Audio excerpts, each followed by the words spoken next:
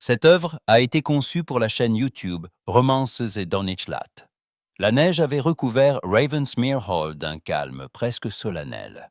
Mais dans le grand salon, rien n'était paisible. Le feu craquait, les verres tintaient, les voix se croisaient sous le froufrou des jupes. Et Clara Beaumont, debout près de la cheminée avec une aiguillère d'argent entre les mains, sentait sur elle les regards qu'on jette à une femme jugée toujours trop présente ou trop effacée. Depuis 2 hivers, elle servait la duchesse douairière Eleanor Wycliffe comme compagne et lectrice et, lorsque c'était nécessaire, comme confidente. Elle avait appris à répondre aux invitations, à détourner une indiscrétion, à faire comme si elle ne voyait pas les sourires dédaigneux. Mais depuis l'arrivée de Lord Adrian Wycliffe, nouvellement comte de Ravensmere, tout paraissait plus tendu, plus fragile, comme si chaque geste comptait davantage. Il traversa la pièce avec cette retenue des hommes qui ont appris tôt à ne rien laisser paraître. Grand, sombre dans son habit noir, le visage pâle sous les chandelles, il semblait porter la maison elle-même. Quand ses yeux rencontrèrent ceux de Clara au-dessus du plateau qu'elle tenait, une chaleur lui monta à la nuque. Il s'inclina à peine, comme il convenait, et ce salut lui parut pourtant plus intime qu'un mot. La duchesse douairière, assise dans son grand fauteuil près de la fenêtre, n'avait rien perdu de la scène. Sa canne d'ivoire reposait contre son genou, et son visage sec ne donnait sa bienveillance qu'avec parcimonie. Ce soir-là, fatiguée des conversations mondaines, elle laissa Clara lui proposer du thé lorsque Lady Wexham, l'une des invitées, dit d'une voix un peu trop forte. C'est un arrangement bien curieux, en vérité. Une demoiselle si instruite, si agréable, dans une maison comme celle-ci. Un silence suivit. Clara ne leva pas les yeux. Elle servit le thé d'une main régulière. « Il faut croire que Ravensmere sait apprécier les talents modestes », répondit la duchesse avec sécheresse. Lady Wexham sourit, mais ses yeux glissèrent déjà vers Adrian. « Bien sûr, les talents modestes sont souvent les plus dangereux, n'est-ce pas, milord ?» L'air sembla se tendre. Clara sentit Adrian se raidir. Julian Wycliffe, assis près du guéridon avec un verre de Porto, souriait de son plus bel air. Son charme avait quelque chose de venimeux. Il inclina la tête vers Clara, avec cette politesse blessante des gens qui veulent qu'on les remercie de vous humilier. « On imagine aisément, dit-il, qu'une maison isolée donne lieu à bien des intimités. » La duchesse frappa le sol de sa canne. « Monsieur Julien, vous avez la grâce d'une huître ouverte et l'esprit d'un épingle. » Quelques rires étouffés coururent dans l'assemblée. Clara baissa les yeux, le visage calme, mais son cœur battait plus vite. Ce n'était pas seulement une plaisanterie de salon. Quelque chose circulait déjà dans la maison, une demi-allusion, un regard, un mot entendu dans un couloir. Dans ce monde, cela suffisait pour salir une réputation. Adrien, lui, ne rit pas. Il regarda Julien avec une froideur si nette que les chandelles semblaient pâlir. « Si vous avez une accusation à formuler, faites-le avec plus de franchise, cousin. » Julien haussa les épaules. « Je n'ai formulé aucune accusation. Je m'étonnais seulement qu'une dame sans fortune s'attache avec autant de constance au service d'une maison aussi exposée. » Le mot la frappa plus durement qu'elle ne l'aurait cru. Adrian se leva brusquement, et son fauteuil glissa sur le tapis. « Clara, dit-il d'une voix trop basse pour la pièce, venez dans la bibliothèque. » Ce n'était pas une demande. La bibliothèque était plus froide, plus sombre, bordée de livres rangés avec une rigueur ancienne. Quand la porte se referma derrière eux, le bruit du salon ne fut plus qu'un murmure. Adrian resta un instant près du bureau, une main appuyée sur le bois ciré. « Vous n'avez rien à craindre de Julien, » dit-elle enfin. « Il aime le venin, mais il n'a pas encore trouvé de victime assez commode. » Le comte la regarda longuement. « Ce n'est pas Julien qui m'inquiète. » Elle retint son souffle. « Alors quoi ?» Il détourna les yeux vers la fenêtre où la neige effaçait presque le parc. « La maison entière vous regarde, Clara. Et si l'on commence à parler ?» Il s'interrompit, puis il dit, avec une fermeté presque douloureuse, « Vous devez partir avant l'aube. » Le plateau trembla dans ses mains. « Partir, oui. Pourquoi ?» Il serra la mâchoire. « Parce que l'on parle déjà trop. » parce que votre présence ici vous met en péril. Parce que si vous restez après cette nuit, on inventera un nom à ce que je n'ai pas su empêcher. Le mot ne fut pas prononcé, mais il était là entre eux, plus lourd que la pierre du manoir. Clara posa lentement l'aiguière sur le bureau. Ce qui doit être empêché, milord, c'est qu'une femme honnête soit traitée comme une faute.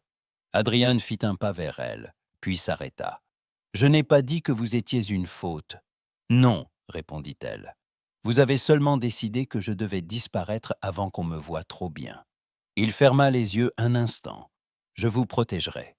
Je vous ferai porter de l'argent, une voiture, une lettre de recommandation, tout ce qu'il faut. »« Non. »« Clara ?»« Non, » répéta-t-elle plus doucement. « Je n'achèterai pas ma survie avec l'humiliation.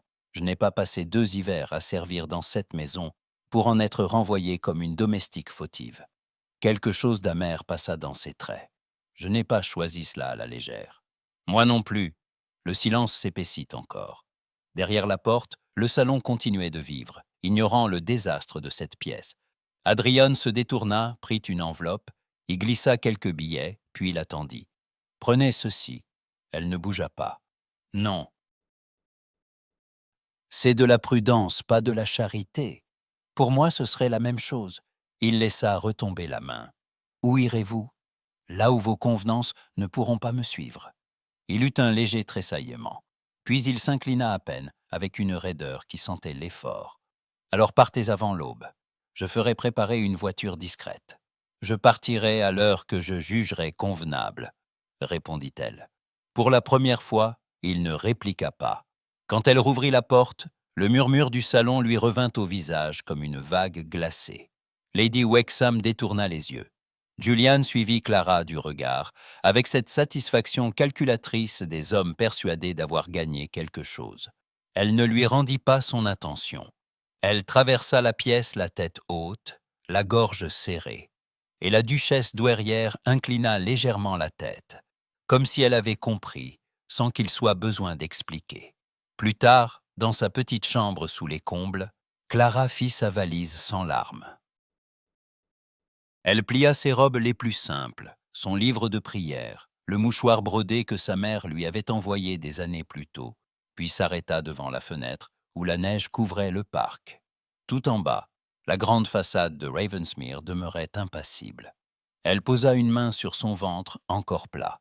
Le geste lui vint sans qu'elle sache pourquoi, sinon parce qu'elle avait besoin de se sentir entière. Dans quelques semaines, peut-être quelques mois, elle ne serait plus seule. Elle n'avait confié cela à personne, pas même à lui. Avant minuit, un domestique lui apporta une lanterne et un billet plié en 4. Elle reconnut aussitôt l'écriture ferme d'Adrian. Une seule ligne y était tracée. « Une voiture vous attendra avant l'aube. Faites ce qui vous permettra de partir sans être vue. » Clara lut le mot 2 fois, puis le replia avec des doigts presque immobiles. Le lendemain, avant que la maison ne s'éveille vraiment, elle descendit l'escalier de service avec sa malle légère. Le couloir sentait le bois froid et le charbon. Une servante encore assoupie lui ouvrit la porte sans poser de questions. Dehors, la nuit blanchissait déjà sur la neige, et la voiture noire attendait au bas des marches, les chevaux soufflant dans l'air gelé. Clara monta sans se retourner. Quand les roues se mirent en mouvement, elle comprit qu'elle quittait non seulement une maison, mais tout ce qu'elle avait cru pouvoir espérer de lui. Derrière elle, Ravensmere demeurait immobile sous l'aube naissante. Devant elle, il n'y avait que le froid, la route et le secret qu'elle emportait désormais avec elle. Le coche l'avait déposé au lever du jour sur une route battue par le vent, à bonne distance de la petite ville côtière où elle devait trouver refuge.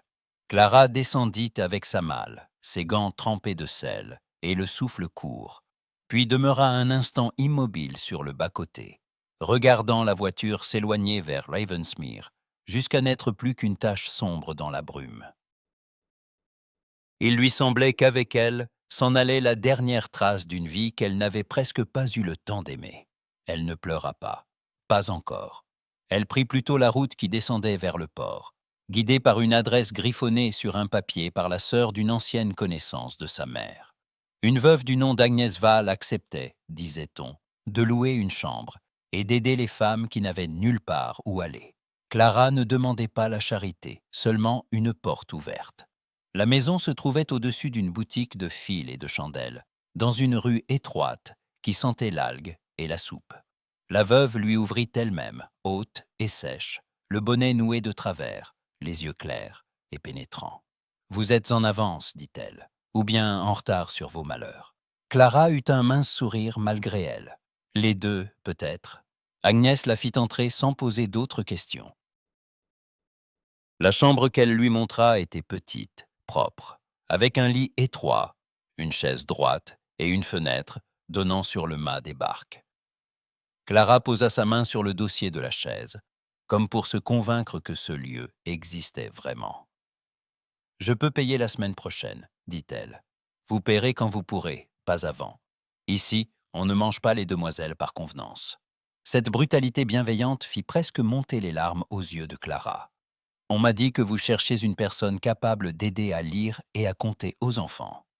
J'ai surtout besoin de quelqu'un qui ne se décomposera pas au premier rhume de mes petits sauvages. » Clara releva le menton. « Je ne me décompose pas facilement. » Agnès la regarda une seconde de plus, puis hocha la tête. « Bien, alors venez demain matin. L'école est dans l'ancien bâtiment des pêcheurs. 3 bancs, une ardoise fendue et une poignée d'enfants qui ont plus d'esprit que de discipline. » Le lendemain, Clara entra dans la petite salle de classe, avec un carton de livres sous le bras et un vieux châle sur les épaules. Les enfants levèrent vers elle des visages rougis par le vent, curieux, méfiants, rapides à juger. Les plus jeunes avaient les mains crevassées. Les plus grands portaient déjà cette gravité précoce des familles pauvres, où l'on apprend tôt à comprendre les humeurs des adultes. Elle commença sans discours. Elle fit tracer des lettres, récita des maximes simples, corrigea un garçon trop fier avec douceur, puis aida une fillette à déchiffrer son premier mot entier. Peu à peu, les épaules se détendirent. Les regards cessèrent de la mesurer. À la fin de la matinée, un petit rouquin aux taches de rousseur leva la main. « Vous êtes une dame ?» Agnès, assise au fond, ricana dans sa manche avant que Clara n'ait répondu. Clara sourit au garçon. « Je suis une maîtresse d'école. Cela suffit. » Il sembla satisfait de cette réponse. Les autres aussi. Les jours suivants passèrent avec une étrange douceur. Le travail la fatiguait, mais d'une fatigue saine, presque consolante. Le soir, Agnès lui montait parfois une assiette de soupe et s'asseyait quelques minutes sur le bord du lit pour parler du port, des tempêtes, des femmes qui accouchaient tôt et des hommes qui rentraient trop tard. Elle ne la pressait jamais, mais regardait parfois Clara avec une sorte de patience vigilante, comme si elle soupçonnait que la jeune femme portait plus qu'une tristesse. Un matin de pluie, alors que les enfants écrivaient des syllabes et qu'on entendait le clapotis du quai contre les pilotis, Clara dut s'arrêter au milieu d'une leçon. Un vertige brutal lui coupa le souffle. Elle posa la main sur le bureau pour ne pas chanceler. Agnès se leva aussitôt. « Asseyez-vous. Ce n'est rien. Ce n'est jamais rien quand vous dites cela. » Les enfants levèrent la tête. Clara sourit pour eux, pâle mais ferme. « Copiez la ligne suivante pendant que je relis vos cahiers, » dit-elle. Quand la classe fut terminée, elle suivit Agnès jusqu'à la cuisine derrière la boutique. La veuve ferma la porte, croisa les bras et attendit. Clara inspira profondément. Il n'y avait plus de manière élégante de le dire. Les mois d'évitement, de silence, de retenue ne servaient plus à rien face à ce regard direct. « Je suis enceinte, » dit-elle. Agnès ne parut ni choquée ni satisfaite, seulement plus grave. De lui, Clara baissa les yeux une seconde. « Oui. Et il le sait ? » ?»« Non. » »« Voulez-vous qu'il le sache ?» La question resta suspendue dans la cuisine, entre l'odeur du pain et celle du charbon. Clara répondit après un long moment. « Pas pour l'instant. » Agnès la considéra en silence, puis se rapprocha d'elle et prit sa main d'un geste qui n'avait rien de tendre, au sens fragile du mot, mais tout de solide. « Alors écoutez-moi bien, vous mangerez davantage, vous vous reposerez quand je vous le dirai. » Et si quelque homme, quelle que soit sa grandeur, croit pouvoir vous réclamer comme un paquet qu'on a égaré, il aura affaire à moi. Clara eut un rire brisé malgré elle. Vous ne le connaissez pas. Je connais le genre d'homme qui ordonne des départs au petit matin. Ça me suffit. Elle n'ajouta rien de plus, mais sa main serra celle de Clara un peu plus fort. Pour la première fois depuis Ravensmere, Clara sentit quelque chose de semblable à l'appui sous ses pieds. Ce n'était pas la sécurité, ce n'était pas l'oubli. C'était mieux que cela. Une alliance. Le soir même, seule dans sa chambre, elle sortit de son petit coffret le billet qu'Adrien lui avait fait remettre avant l'aube. Elle l'avait gardé sans le relire, comme on garde une épine dans le tissu. Elle le déplia pourtant et contempla cette écriture nette, si contenue, si pleine de cette autorité qui lui avait blessé le cœur. Faites ce qui vous permettra de partir sans être vu. À présent, elle savait ce que cela signifiait vraiment. Il avait voulu la sauver du scandale, et sa manière de la sauver avait été de l'éloigner. Cela ne rendait pas la douleur moins vive, mais la rendait plus complexe, plus difficile à haïr, plus difficile aussi à oublier. Clara replia le billet, le posa dans sa boîte à couture, puis sa main descendit d'elle-même vers son ventre. « Je vous protégerai », murmura-t-elle pour l'enfant qu'elle portait. Puis elle leva la tête au bruit du vent sur les vitres. Le secret n'appartenait plus seulement à son cœur. Désormais, il avait un avenir. Le matin suivant, Adrien traversa le couloir qui menait aux chambres de service avec une nervosité qu'il ne s'expliquait pas tout à fait. Il avait mal dormi. À plusieurs reprises, dans la nuit, il s'était redressé en croyant entendre des pas de fuite, une porte qui se ferme, un chuchotement dans l'escalier. À l'aube, il avait attendu que quelqu'un lui apporte un mot de Clara. Rien n'était venu. Il trouva d'abord le silence, puis l'absence. La petite chambre sous les combles était vide, le lit fait avec cette netteté sévère qui caractérisait Clara jusqu'à l'effort. Sa malle avait disparu. Sur la table, en revanche, reposait une enveloppe soigneusement pliée. Adrien s'en saisit, la reconnut aussitôt et sentit un coup sec au creux de la poitrine. Le billet qu'il lui avait remis, intact, non ouvert. Elle l'avait refusé sans même le déchirer. Derrière lui, la porte grinqua. Mrs. Pembroke, la gouvernante des chambres, s'arrêta net en le voyant. « Milord, je croyais que vous saviez. » Il se tourna vers elle. Quoi? La femme baissa les yeux, mal à l'aise devant l'ampleur de ce qu'elle avait peut-être laissé échapper. Miss Beaumont est partie avant le jour. Elle a pris la voiture de l'écurie, sans bagage de luxe, seulement sa malle et son carton de livres. Elle a refusé l'argent laissé par le valet. Adrien sentit son visage se fermer. Quand? Avant que les domestiques ne soient enlevés, il regarda encore la pièce, comme si quelque détail l'avait trahi. Rien. Seulement ce lit vide, cette fenêtre fermée, ce calme qui lui semblait soudain une accusation. Qui a préparé la voiture? L'ordre venait de vous, milord. Il serra le billet dans sa main. A-t-elle dit où elle allait? Mrs. Pembroke hésita. Non, milord. Mais elle avait l'air résolue, résolue. Le mot lui entra sous la peau. Clara, résolue, seule, au petit matin, emportant sa dignité comme la seule chose qu'on n'aurait pas pu lui prendre. Adrien s'entendit demander, d'une voix plus basse qu'il ne l'aurait voulu, a-t-elle pleuré?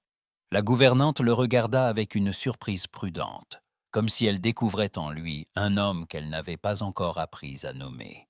Pas devant moi. Il tourna les talons avant qu'elle ne voie davantage. Dans le corridor, la maison lui parut trop grande, trop claire, trop consciente de son échec. Au petit déjeuner, la table était déjà dressée dans la salle à manger du matin. La duchesse douairière lisait son courrier avec la lenteur irritée des gens qui n'aiment pas être dérangés avant le thé.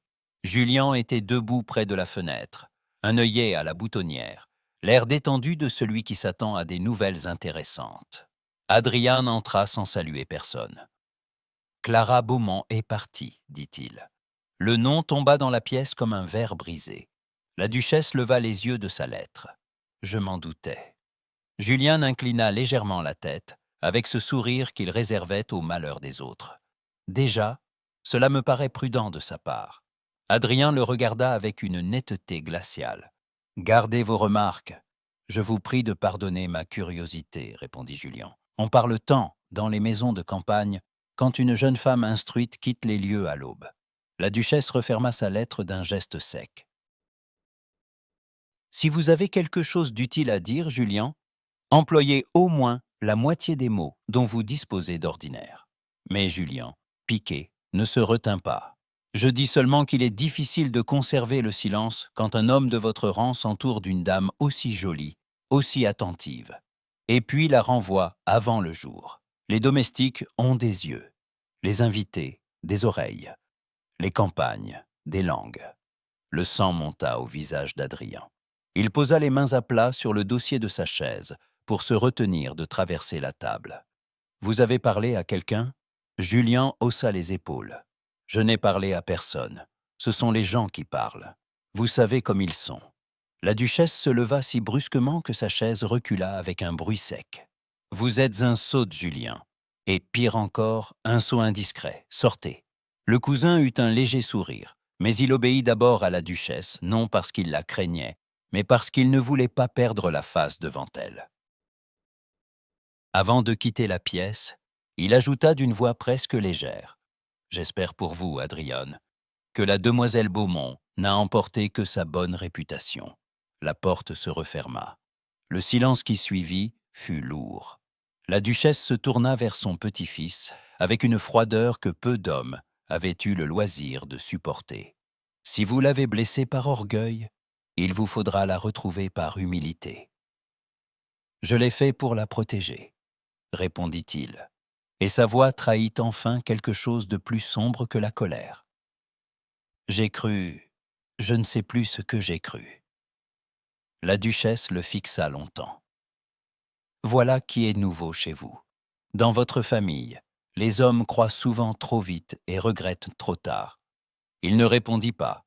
Il avait l'impression que le foyer entier du manoir s'était déplacé sous ses pieds. Plus tard, il fit mander l'intendant et le maître d'écurie, exigea qu'on lui dise quelle direction la voiture avait prise, quel relais elle avait emprunté. Si quelqu'un avait vu Clara descendre près d'une gare routière ou d'une auberge. Personne n'en savait assez. On se souvenait seulement d'une jeune femme droite, un châle sombre sur les épaules, et d'un visage fermé qui ne demandait rien. Cette description, loin de l'apaiser, le frappait plus durement qu'une accusation.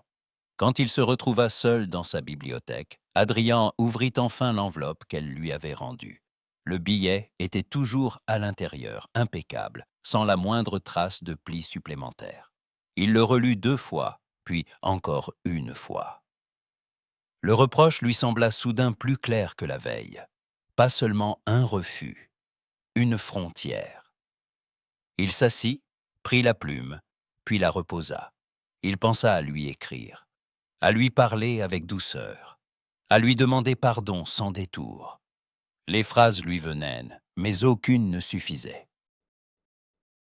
Elles avaient toutes quelque chose de tardif, de lâche, comme si le papier pouvait réparer ce qu'il n'avait pas su dire quand elle se tenait devant lui, les yeux brillants de retenue. Il se releva d'un coup. Non, il ne pouvait pas laisser la maison parler à sa place. Il ne pouvait pas attendre qu'une autre langue, une autre main, une autre route lui rendent ce qu'il avait perdu. Il sonna. L'intendant parut presque aussitôt.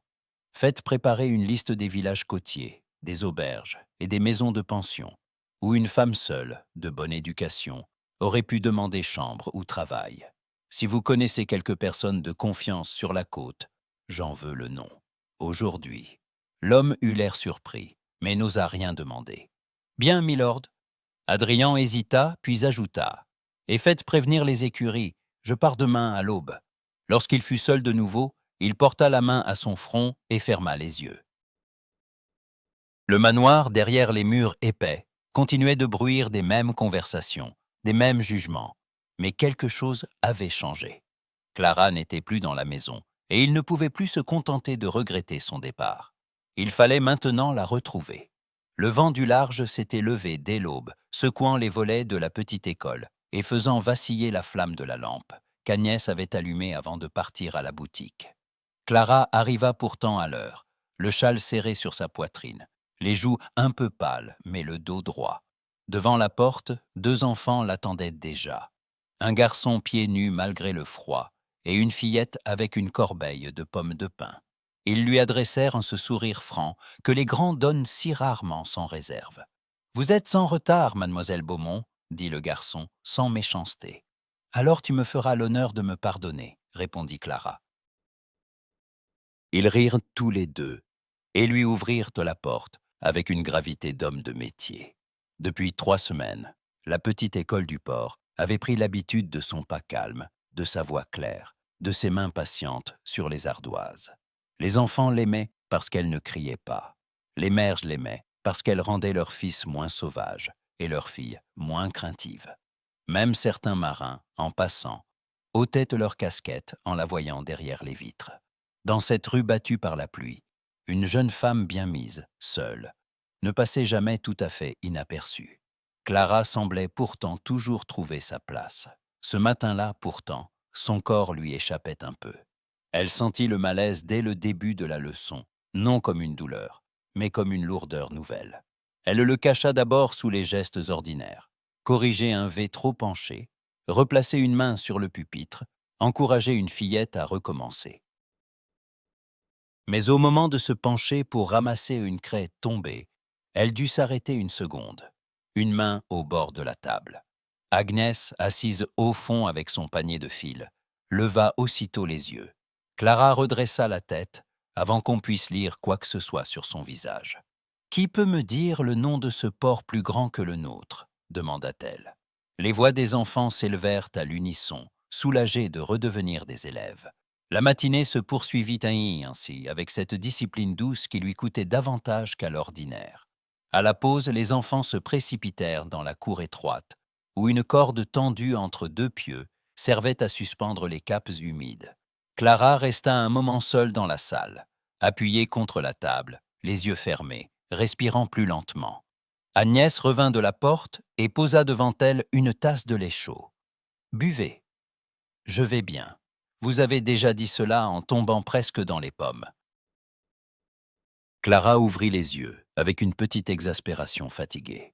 « Je ne tombe pas dans les pommes. »« Pas encore. » Agnès n'insista pas.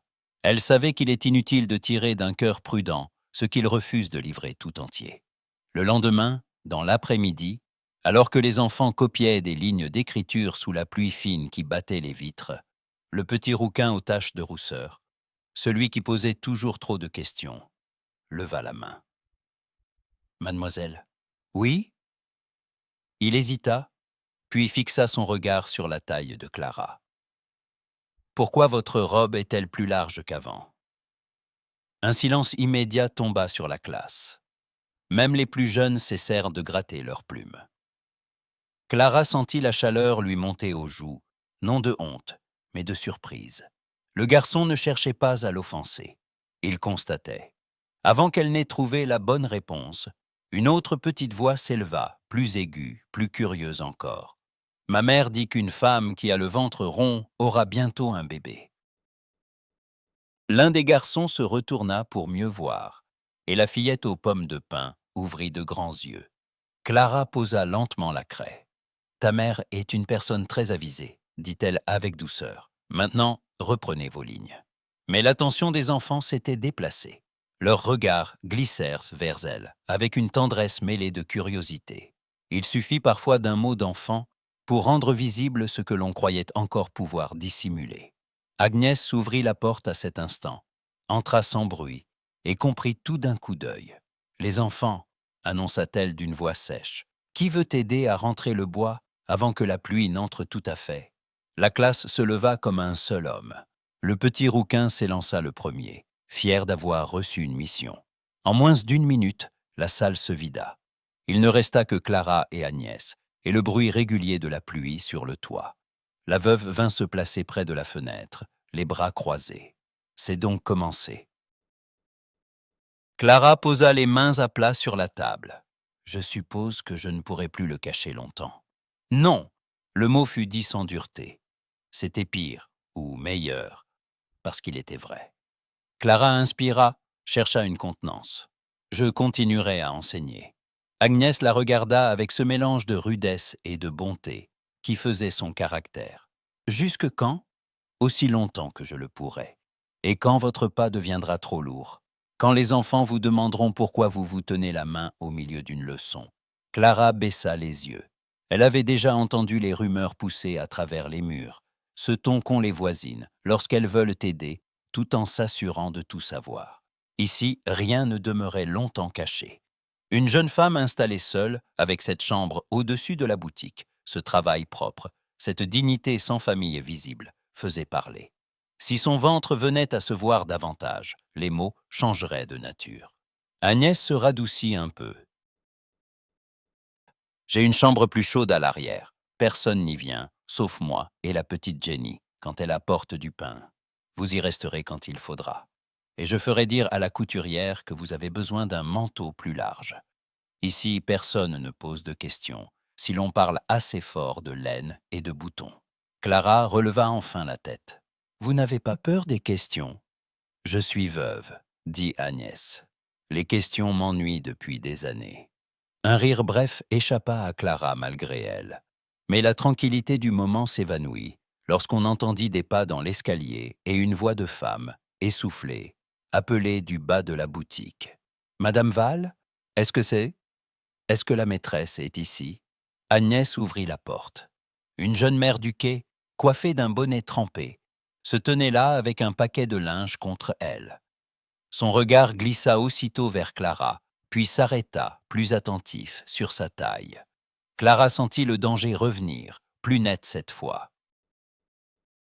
Une seule visite de plus, et tout le quartier saurait. La femme hésita, puis dit, baissant la voix malgré elle. « Je voulais demander si mademoiselle Beaumont pourrait venir demain lire pour ma fille.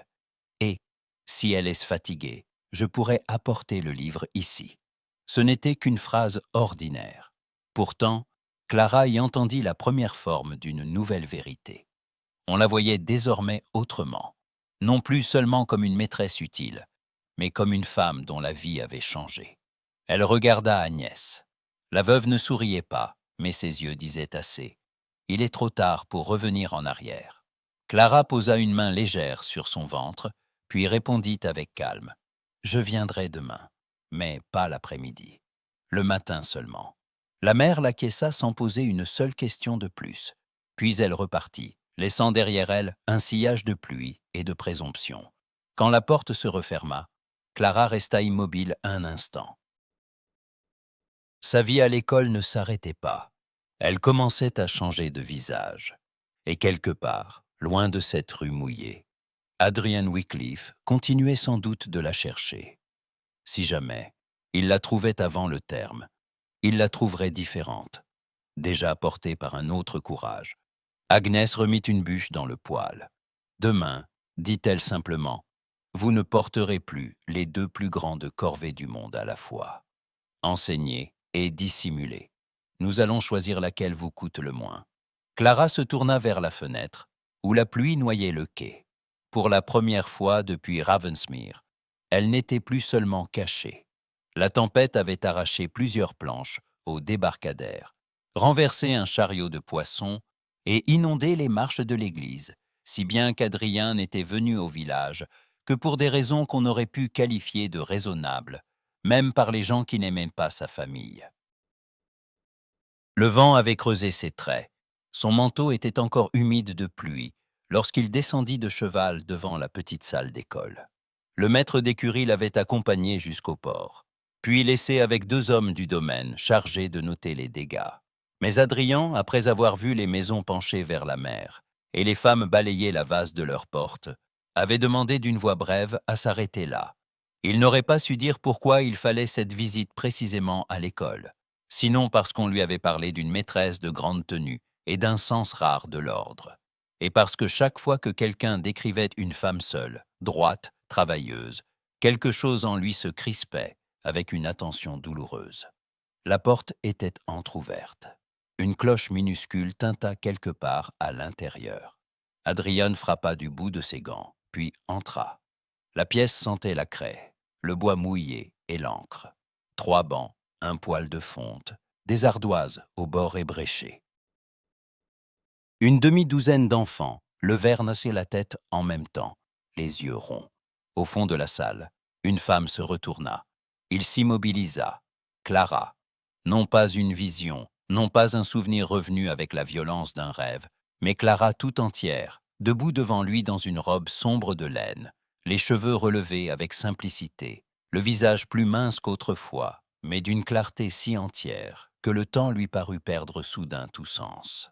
Il sentit, et presque avec colère, que son corps avait déjà reconnu avant son esprit ce qu'il voyait.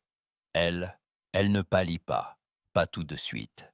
Elle posa la craie sur le pupitre avec cette précision calme qu'il lui connaissait, comme si la présence d'un comte dans son école n'était qu'un contretemps parmi d'autres. « Milord, dit-elle, sa voix s'était posée, trop posée. Adrien inclina la tête, sans savoir s'il devait la saluer comme une ancienne connaissance, une employée du village ou une femme qu'il avait blessée au point d'en perdre le droit à tout naturel. Mademoiselle Beaumont.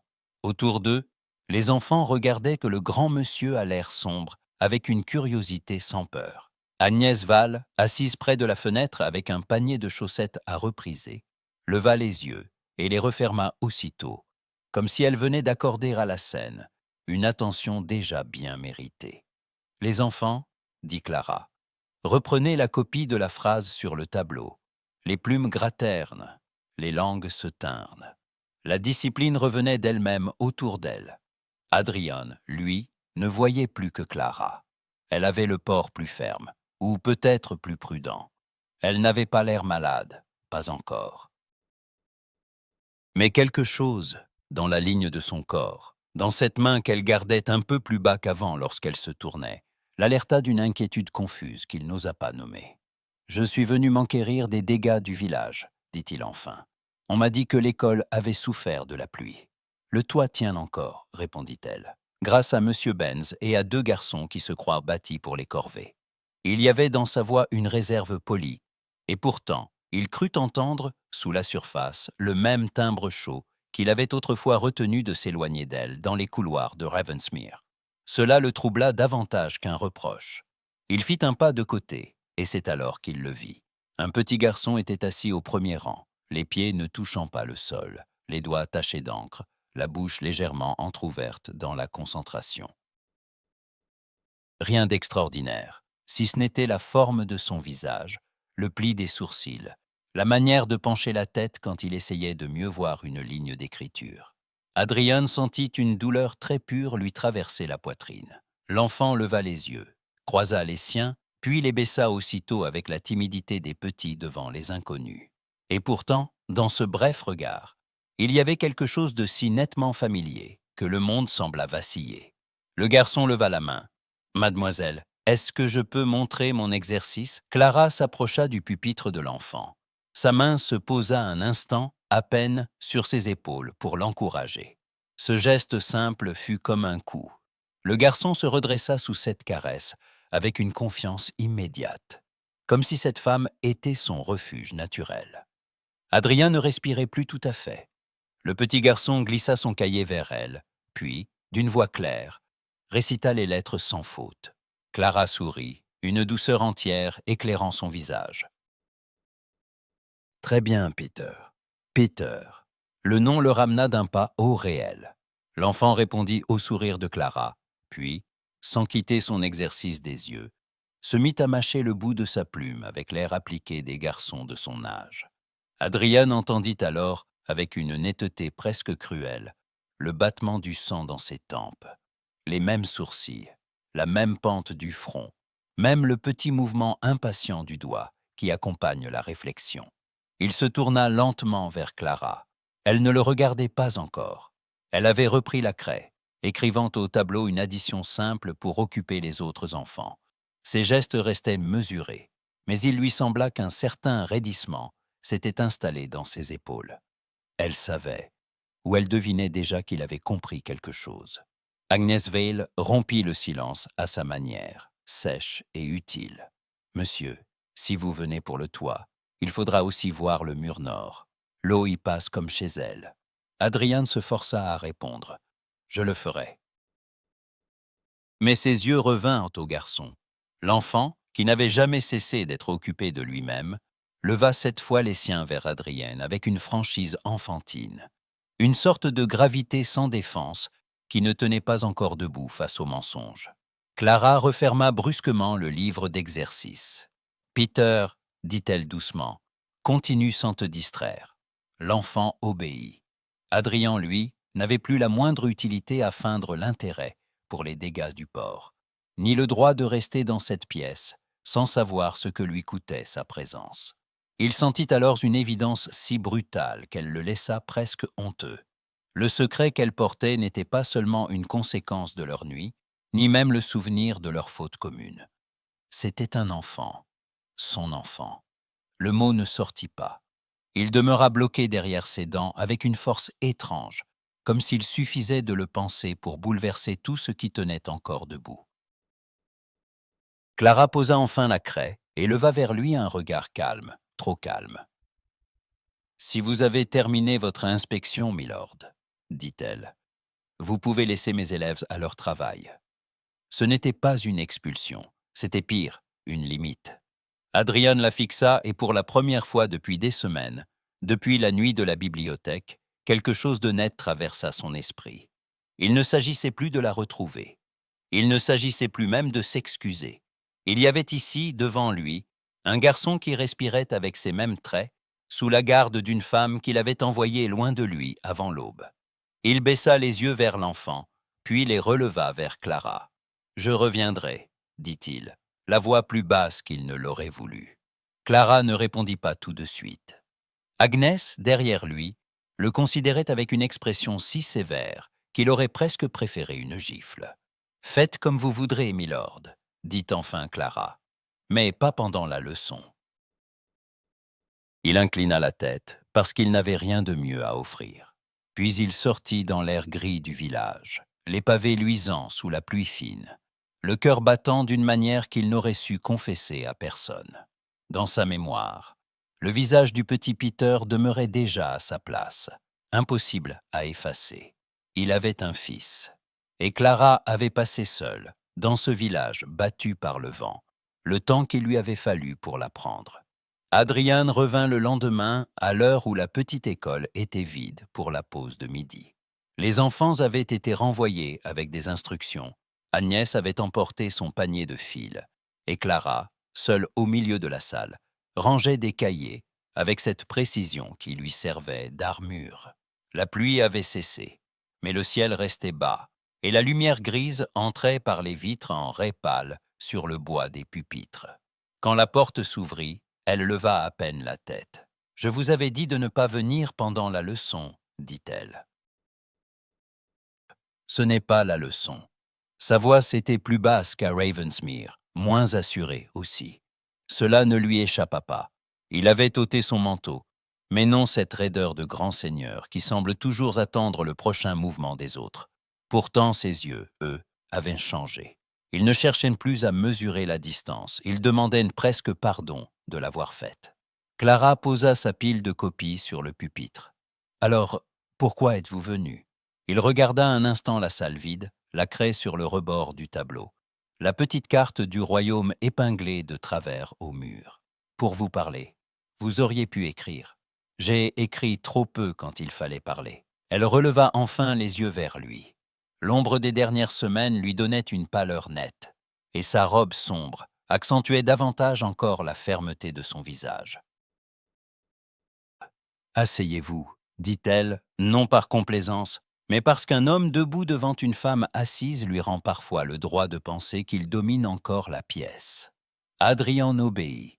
Il tira une chaise du premier rang, avec cette lenteur d'homme qui accepte qu'on lui retire ses habitudes.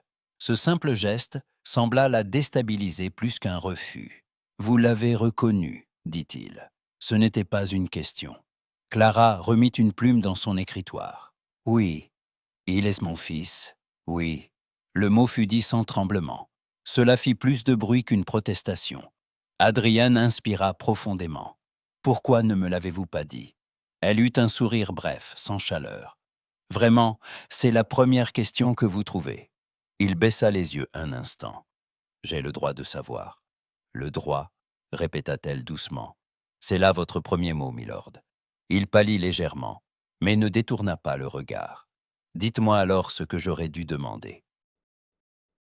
Elle demeura silencieuse, comme si cette réponse était plus blessante que tout le reste. Lorsqu'elle parla enfin, sa voix était très calme.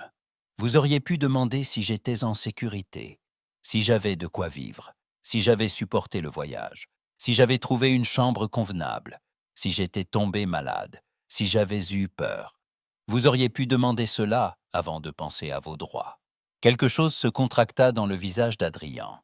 Il porta la main à son front, puis la laissa retomber, vaincu par la justesse de ce qu'elle disait. « J'ai cru vous protéger. En me chassant avant l'aube, j'ai cru qu'en vous éloignant, j'évitais le scandale. Et vous m'avez laissé seul avec lui. » Le mot lui échappa comme une lame, et Clara le vit trembler à peine sous l'effet. Elle continua pourtant, plus ferme encore. « Ne m'offrez pas votre pitié, je n'en ai pas besoin. Je ne veux pas que vous entriez ici avec des remords et de bonnes intentions comme un visiteur charitable. Si vous pensez qu'avoir reconnu votre fils vous autorise à reprendre ma vie en main, vous vous trompez. » Adrian se redressa un peu. « Je n'ai pas dit cela. Pas encore. » Le silence revint, plus dense. Le vent frappait légèrement les vitres. Dans le corridor, un bruit de pas d'enfant disparut vite. Clara sentit soudain le poids de tout ce qu'elle gardait depuis des mois, et cette retenue lui coûta davantage que la colère. Elle posa les mains sur le bord du bureau pour ne pas les laisser trembler. « Je vous poserai une seule question, dit-elle. Répondez sans vous cacher derrière le rang. Je répondrai. Quand vous m'avez dit de partir avant le jour, m'aimiez-vous » Adrian resta immobile. La question semblait simple, mais elle le força à se voir comme elle l'avait vu ce matin-là. Un homme qui s'est commandé et qui n'ose pas se montrer nu. « Oui, dit-il enfin. Oui. » Clara soutint son regard. « Alors, pourquoi n'avez-vous pas eu le courage d'être honnête ?» Il serra les dents un moment, et quand il parla, sa voix s'était plus grave. « Parce que j'ai vu Julian, la duchesse, le nom de la maison, tout ce qui pouvait vous atteindre. J'ai cru que la distance serait une protection. J'ai eu tort. Je le sais à présent. J'ai eu tort de croire qu'un ordre pouvait tenir lieu de loyauté. » Elle détourna les yeux une seconde. Les mots n'effaçaient rien, mais ils n'étaient pas vides. Cela se sentait. « Vous avez eu peur, dit-elle. Pas de me perdre. Peur de me voir ruiné par votre faute. » Il ne répondit pas tout de suite. « Oui, dit-il enfin, et j'ai fui à ma manière. » Clara inspira lentement. Elle aurait voulu entendre une parole qui l'apaise, mais ce qu'il donnait était plus nu, plus difficile à rejeter.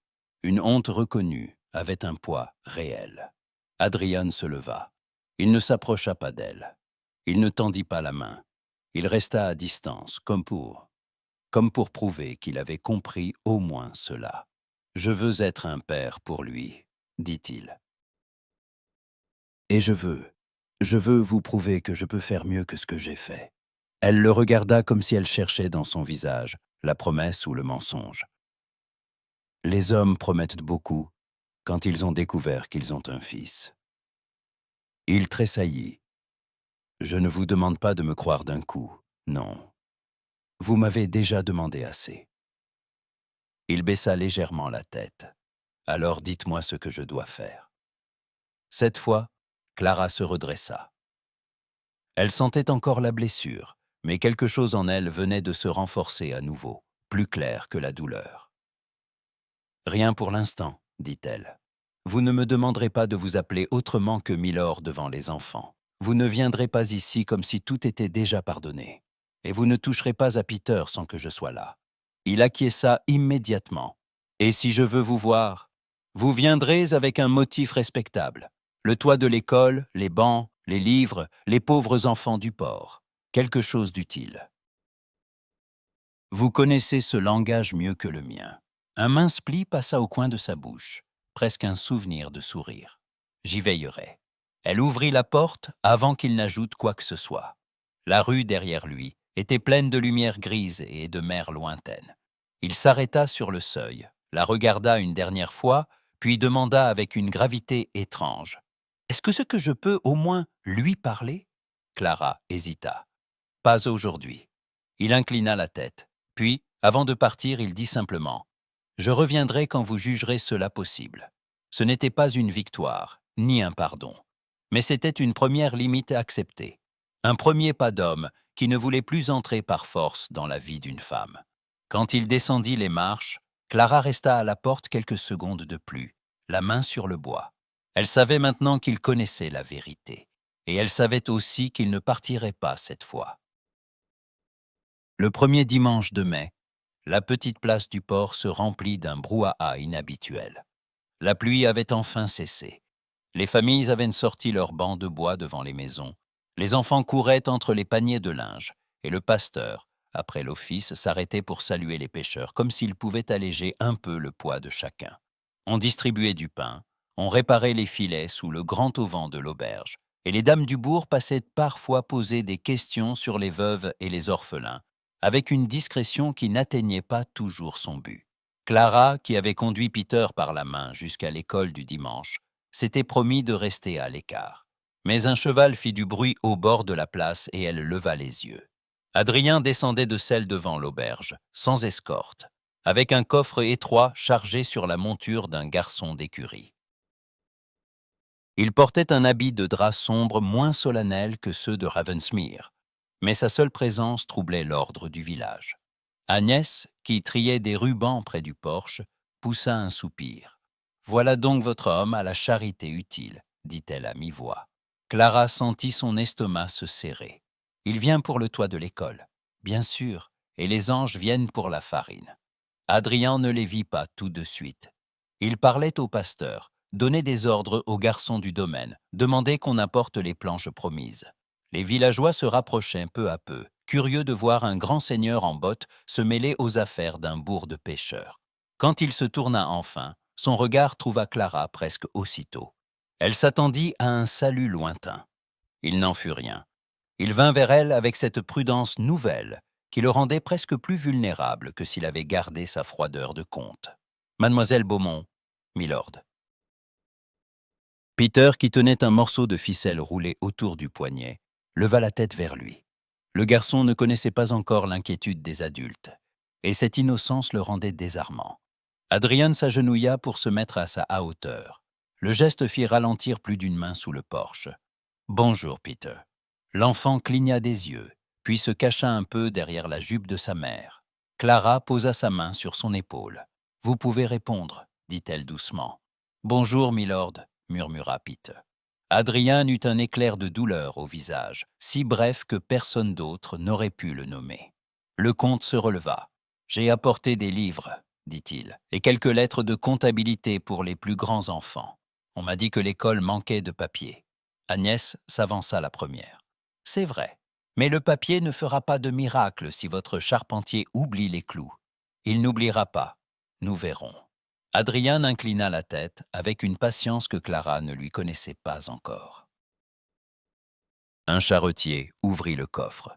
Des cahiers de bonne qualité, un encrier de voyage, des cartes pliées et des livres reliés en toile apparurent un à un sous les murmures de la place. Le comte de Ravensmere s'occupait de l'école du port. Nul ne pouvait plus le manquer. Le pasteur, ravi, prit aussitôt le relais. « Voilà qui sera fort utile, milord. L'éducation des jeunes gens. » Les jeunes filles aussi, coupa Agnès, sans sourire. Un léger rire courut dans l'assemblée. Adrian regarda Clara une seconde de trop pour que cela paraisse convenable. Elle sentit malgré elle la chaleur de cette attention. Puis il ouvrit l'un des livres et le tendit à Peter. « Aimes-tu les images des bateaux ?» L'enfant hésita, regarda sa mère, puis prit le livre d'un geste timide. Ses doigts se frôlèrent ceux de son père, sans qu'aucun d'eux semble savoir quoi faire de cette proximité. Clara dut détourner les yeux un instant pour reprendre son souffle. Il y eut un bref silence, rompu par la voix perçante d'une femme âgée, venue de la boutique voisine. « Alors c'est donc vrai, » dit-elle assez haut pour que tout le monde l'entende. Le comte vient lui-même voir l'école de Miss Beaumont. Le village entier sembla retenir son souffle. Adrien se tourna vers elle avec une courtoisie glacée. « J'ai promis d'aider ce lieu. On aide les lieux, répéta-t-elle avec malice. Et les dames, milord » Plusieurs regards glissèrent vers Clara. La chaleur lui monta au visage. Agnès croisa les bras. Peter continuait à tourner les pages de son livre, avec l'extrême sérieux des enfants qui sentent qu'un événement important se joue autour d'eux sans le comprendre entièrement. Avant que Clara ne puisse intervenir, Adrian dit « Oui, les dames aussi, si elles en ont besoin. » Le ton resta calme. Les mots surent pourtant l'effet d'une petite onde de choc. Quelques sourires se firent, quelques chuchotements s'éveillèrent. Le pasteur tout sauta comme pour couvrir un rire. Clara comprit aussitôt le danger. Ce n'était plus une simple visite privée. Il avait choisi la place publique. Le village le savait maintenant engagé ici, associé à elle. Toute sa prudence de ces dernières semaines se compliquait d'un nouveau fait. Si l'on parlait déjà, on parlerait davantage. Agnès posa sa main sur le bras de Clara. « La soupe va brûler si vous restez planté là. » Cette phrase simple lui rendit un peu d'air. Elle fit signe à Peter d'aller rejoindre les autres enfants sous l'auvent, puis regarda Adrien. « Puisque vous êtes venu utilement, milord, je suppose qu'on ne vous interdira pas de porter 2 planches ou de tenir un clou. » L'ombre d'un sourire passa sur son visage. « Je supporterai l'épreuve. » Les hommes du port, qui n'aimaient pas qu'un aristocrate se montre inutile, lui tendirent déjà une barre de bois. Adrien ôta son habit avec soin, retroussa ses manches sous les regards intéressés et se mit au travail comme s'il avait toujours vécu parmi ses mains rudes. Clara le vit lever une poutre, recevoir l'indication d'un charpentier, puis s'essuyer le front du revers du poignet, sans la moindre affectation. Un peu plus tard, pendant qu'il tenait un montant pendant qu'on le clouait, une planche mal ajustée cassa net sous le marteau. Une écharde partit vers l'avant. Clara réagit avant même d'y penser. Elle attrapa sa main. « Tenez-la immobile. » Adrien se figea. L'écharde avait entaillé la peau entre le pouce et l'index. Rien de grave, mais du sang perlait déjà. Il regarda d'abord sa blessure, puis la main de Clara sur la sienne. Elle sentit sous ses doigts la chaleur de sa paume, la force retenue. Et cet instant simple lui fit plus de mal que le reste de la matinée.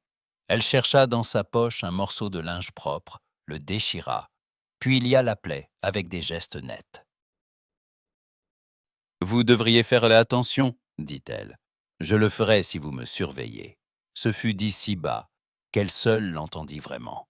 Elle leva les yeux vers lui. Les siens n'avaient plus cette froideur qui l'avait fait trembler autrefois. Il y avait là quelque chose de patient, presque humble, qui la troubla plus que toutes les déclarations. Mais avant qu'elle puisse répondre, une voix éclata de la boutique.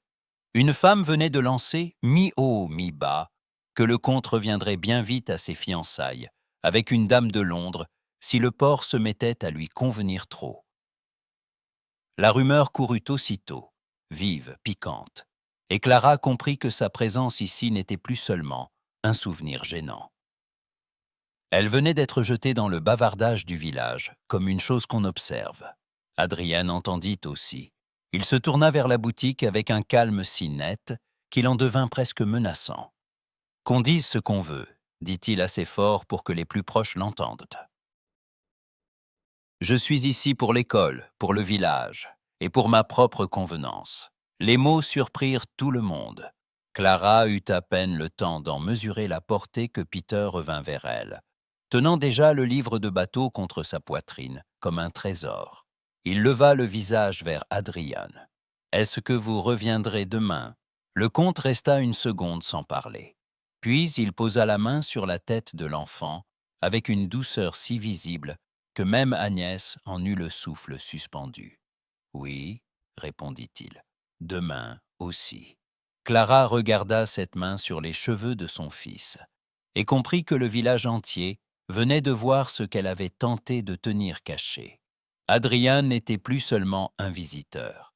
Il devenait une présence, et cela rendait le secret plus dangereux que jamais. Le billet arriva un matin de brume, plié dans une enveloppe épaisse que le facteur du bourg remit à Agnès, avec l'air d'un homme qui sait porter des nouvelles sans vouloir en être le responsable. Clara était justement en train d'attacher le manteau de Peter avant de l'emmener au quai voir les filets sécher, quand la veuve leva les yeux et lui tendit le courrier. C'est du manoir. Clara sentit sa gorge se refermer. Elle reconnut l'écriture avant même d'ouvrir le sceau. La duchesse douairière, très affaiblie par une toux qui ne quittait plus sa poitrine, demandait la présence de Miss Beaumont. Elle n'ordonnait pas, ce qui était plus impressionnant encore. Elle écrivait qu'elle ne se sentait supportable qu'en présence de Clara, que les autres voix la fatiguaient, que le thé avait mauvais goût lorsque personne ne lisait à son chevet avec justesse, et qu'il serait une grande bonté de venir, pour quelques jours seulement, si cela n'excède pas vos devoirs à l'école. Agnès souffla entre ses dents. Voilà une femme qui demande comme si elle donnait un ordre, et donne comme si elle priait. Clara relut la lettre 2 fois. Puis elle baissa les yeux vers Peter, qui tenait son bonnet entre ses mains et regardait l'enveloppe avec l'intuition sérieuse des enfants. « Vous partez » demanda-t-il. Le mot la frappa de plein fouet, seulement pour quelques jours. « Sans moi. » Il ne pleurnicha pas. Il posa simplement la question comme on pose la main sur quelque chose de fragile. Clara se détourna une seconde pour reprendre son calme. Agnès, qui n'aimait pas les attendrissements trop visibles, intervint avec sa rudesse coutumière. « Le manoir n'est pas l'endroit d'un petit garçon. Vous ne voudriez pas qu'on lui fasse respirer l'air de ces grandes maisons pleines de courants froids et de manières glacées. » Peter fronça le nez. « Je n'aime pas les courants froids. » Cela arracha à Clara un sourire triste. Elle s'agenouilla devant lui et remit bien droit le ruban de son col. « Tu resteras avec Madame Val. Tu l'aideras à trier le linge et à nourrir le chat gris. Je reviendrai vite. » L'enfant la fixa avec une gravité qui n'appartenait pas à son âge. « Et Milord » Clara resta une seconde immobile. « Milord ne vient pas ici aujourd'hui. » Agnès détourna les yeux. Mais Clara sut qu'elle avait entendu la nuance. Il ne venait pas ici, mais elle allait là-bas. Le coche de Ravensmere l'attendait au soir, avec un palefrenier silencieux et un petit coffre fermé par des sangles. Adrian n'était pas monté avec elle. Il avait envoyé la voiture et l'un de ses hommes, ce qui n'était ni une preuve de négligence, ni un gage de paix. Clara monta seule, le cœur serré de laisser Peter derrière elle.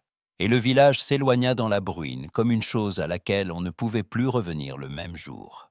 Quand les grilles du manoir apparurent, noires, sur le ciel gris, elle sentit toute la mémoire de l'endroit revenir d'un coup. La galerie, le grand perron, les fenêtres hautes, la longue façade où elle avait autrefois marché librement avec sa pile de livres. Cette fois, en descendant, elle eut l'impression de pénétrer dans un lieu qui connaissait déjà sa faute et sa douleur. La gouvernante des chambres la conduisit d'abord à la chambre de la duchesse. La vieille dame, plus mince qu'autrefois et alitée dans une veste de velours sombre, lui tendit les 2 mains. « Enfin, murmura-t-elle, vous voilà.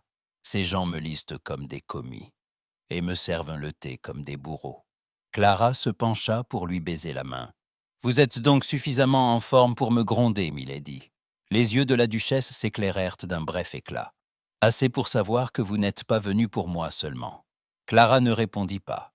La douairière touxa, puis reprit plus bas. « Je vous ai fait mander parce que j'avais besoin de vous, oui, mais aussi parce que cette maison est devenue stupide à force de vous avoir perdu. Adrian y marche comme un homme qui a oublié où il a laissé son ombre. » Un frisson parcourut Clara avant qu'elle ne puisse l'empêcher. « Milady, ne me dites pas que cela vous indiffère.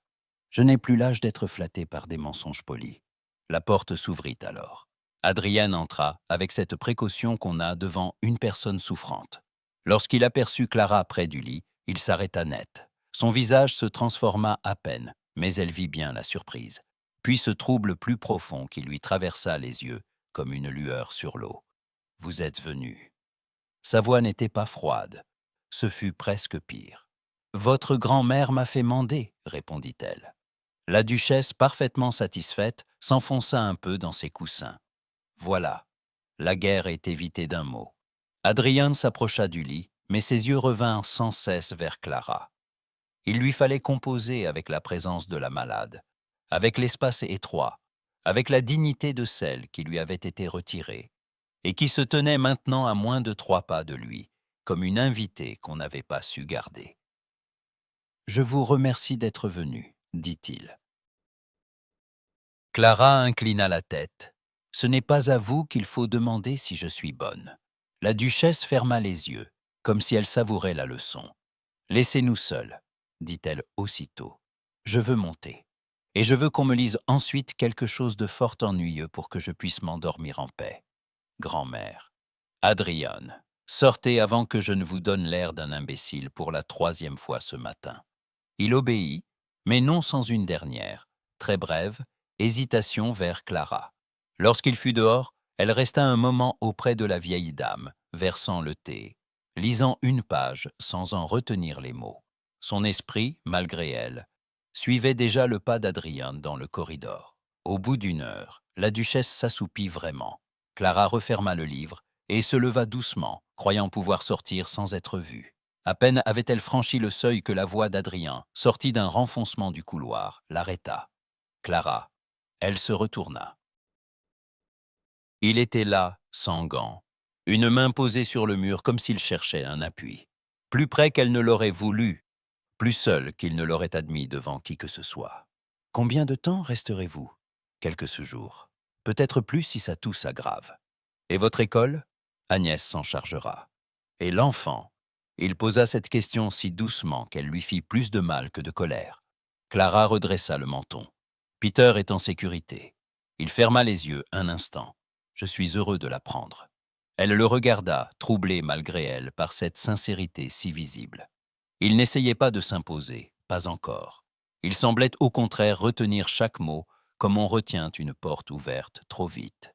Au bout d'un silence, il dit « Je ne vous demanderai rien ici qui puisse vous embarrasser. Mais je veux au moins vous montrer la chambre de lecture. Grand-mère dort mieux quand quelqu'un y remet les livres en ordre, et vous savez faire cela mieux que tout le monde. » Elle aurait pu refuser. Elle aurait dû peut-être. Mais le son de sa voix, la manière qu'il avait de ne pas insister, lui fit presque plus peur que l'ancien ordre brutal. « Très bien, » dit-elle enfin. Il s'inclina et lui montra le couloir.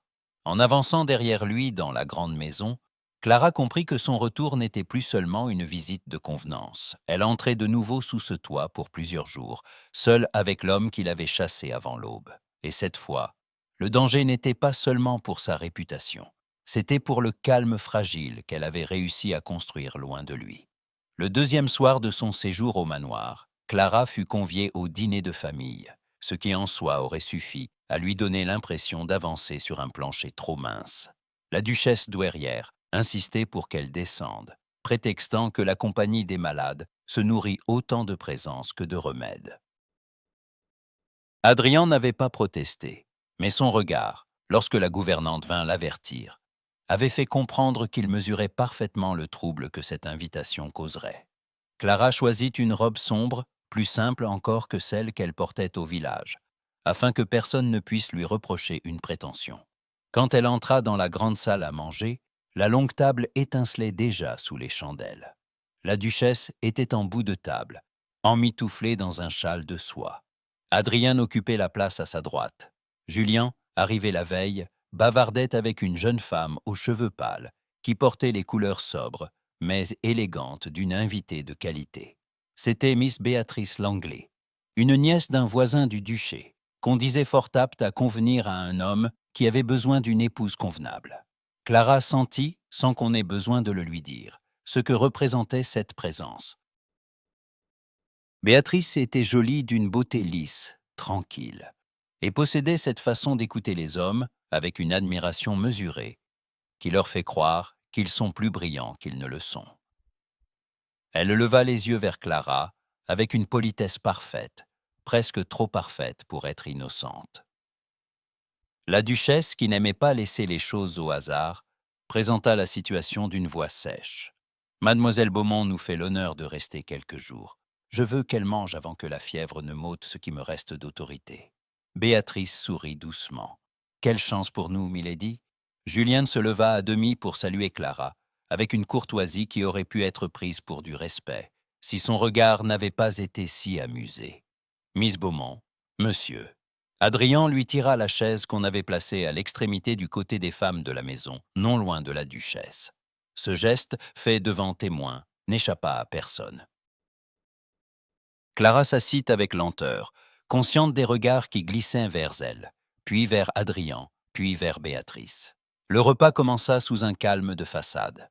On parla des routes endommagées, du temps humide, des pêcheurs revenus trop tôt au port. Adrien répondit avec précision, mais Clara sentait qu'il mesurait davantage le visage de ceux qui l'entouraient que les assiettes. Il s'efforçait de la laisser en paix, et cette retenue même la troublait plus encore que s'il avait cherché à la rejoindre ouvertement. À mi-repas, la duchesse demanda d'un ton apparemment distrait. « Adrien, avez-vous vu le nouveau cahier d'exercice de Peter? Ce petit est très fier de ses lettres. Il m'a dit qu'il comptait devenir capitaine. » Béatrice eut une petite expression d'attention polie. « Peter. » Julien leva à peine les yeux de son assiette. Clara sentit son cœur se serrer. La maison entière semblait retenir sa respiration. « Le fils de la maîtresse d'école du port, » dit la duchesse sans ciller. Un enfant charmant, très vif, très bien élevé. Ce fut dit avec tant de naturel qu'un silence surpris s'abattit sur la table. Adrian, qui venait de porter son verre et à ses lèvres, le reposa aussitôt. Il comprit, et la ligne de sa mâchoire se durcit presque imperceptiblement. Clara, elle, ne put s'empêcher de fixer la duchesse. La vieille femme lui rendit un regard impassible, comme si elle parlait du temps qu'il faisait. Béatrice, un peu déconcertée, se tourna vers Julien. « Vous connaissez cette école ? » « Je connais tout ce qui se dit dans le voisinage, » répondit-il avec un sourire. « Et l'école a très bonne réputation. » La duchesse renifla. « Je préfère encore la réputation d'une école à celle d'un homme qui croit que le silence est une forme de noblesse. » Julien se figea. Adrien, lui, ne dit rien. Mais Clara sentit, à la manière dont il tenait sa serviette, qu'il luttait pour ne pas intervenir trop vite. Le service continua. Puis, au moment du second plat, Béatrice, qui cherchait visiblement à reprendre son aisance, adressa à Clara un sourire compatissant. « Vous devez trouver bien fatigant de travailler au milieu de tant de pluie et d'enfants. Une femme seule apprécie sans doute une maison sûre quand on lui en offre une. » Le mot « femme seule » fut prononcé avec cette douceur qui masque parfois le jugement. Clara leva les yeux, prête à répondre calmement lorsque Julien intervint, toujours avec son air de conversation légère. Les femmes seules savent souvent s'installer dans des maisons sûres, sans y être invitées pour longtemps. Le silence qui suivit fut si net qu'on entendit le feu craquer. Clara posa sa fourchette. Elle n'avait pas l'intention de rougir devant eux. Elle n'avait pas l'intention non plus de laisser l'affront passer comme une simple humeur de table. « Je ne suis installée nulle part par hasard, monsieur, » dit-elle, « ni par caprice. Si je suis ici, c'est sur l'invitation de la duchesse. » Le sourire de Julien s'élargit, plus mince encore. Bien entendu, il n'en demeure pas moins que certaines présences appellent des questions. Adrian parla alors, avant que Clara n'ait besoin de se défendre davantage. « Les questions auxquelles vous faites allusion, Julien, n'ont pas votre permission. » Béatrice leva les yeux, surprise. Même la jeune femme élégante n'avait pas prévu qu'Adrien trancherait si nettement au milieu du dîner. Julien s'appuya au dossier de sa chaise, avec une lenteur étudiée. « Vous semblez très protecteur, cousin. Voilà qui surprend. Vous vous trompez sur beaucoup de choses ce soir. » La phrase tomba sans éclat, mais elle était si directe que même la duchesse baissa un instant les yeux pour cacher un léger mouvement de satisfaction.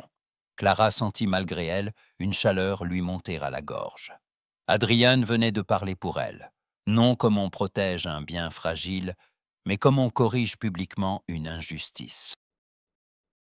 Le geste n'était pas encore une déclaration, mais il changeait la disposition de la pièce. Désormais, tous savaient qu'il ne laisserait pas Julien manier l'insinuation à sa guise. Le reste du dîner devint plus lourd. Béatrice se replia dans une réserve prudente. Julien se contenta de sourire, avec une irritante patience. Après le dessert, la duchesse réclama sa lecture du soir et libéra la table. Clara se leva avec les autres, prête à s'éclipser, mais Adrien la rejoignit près de la porte du salon. « Vous devez être lasse, dit-il. Je suis tout à fait capable de supporter un dîner.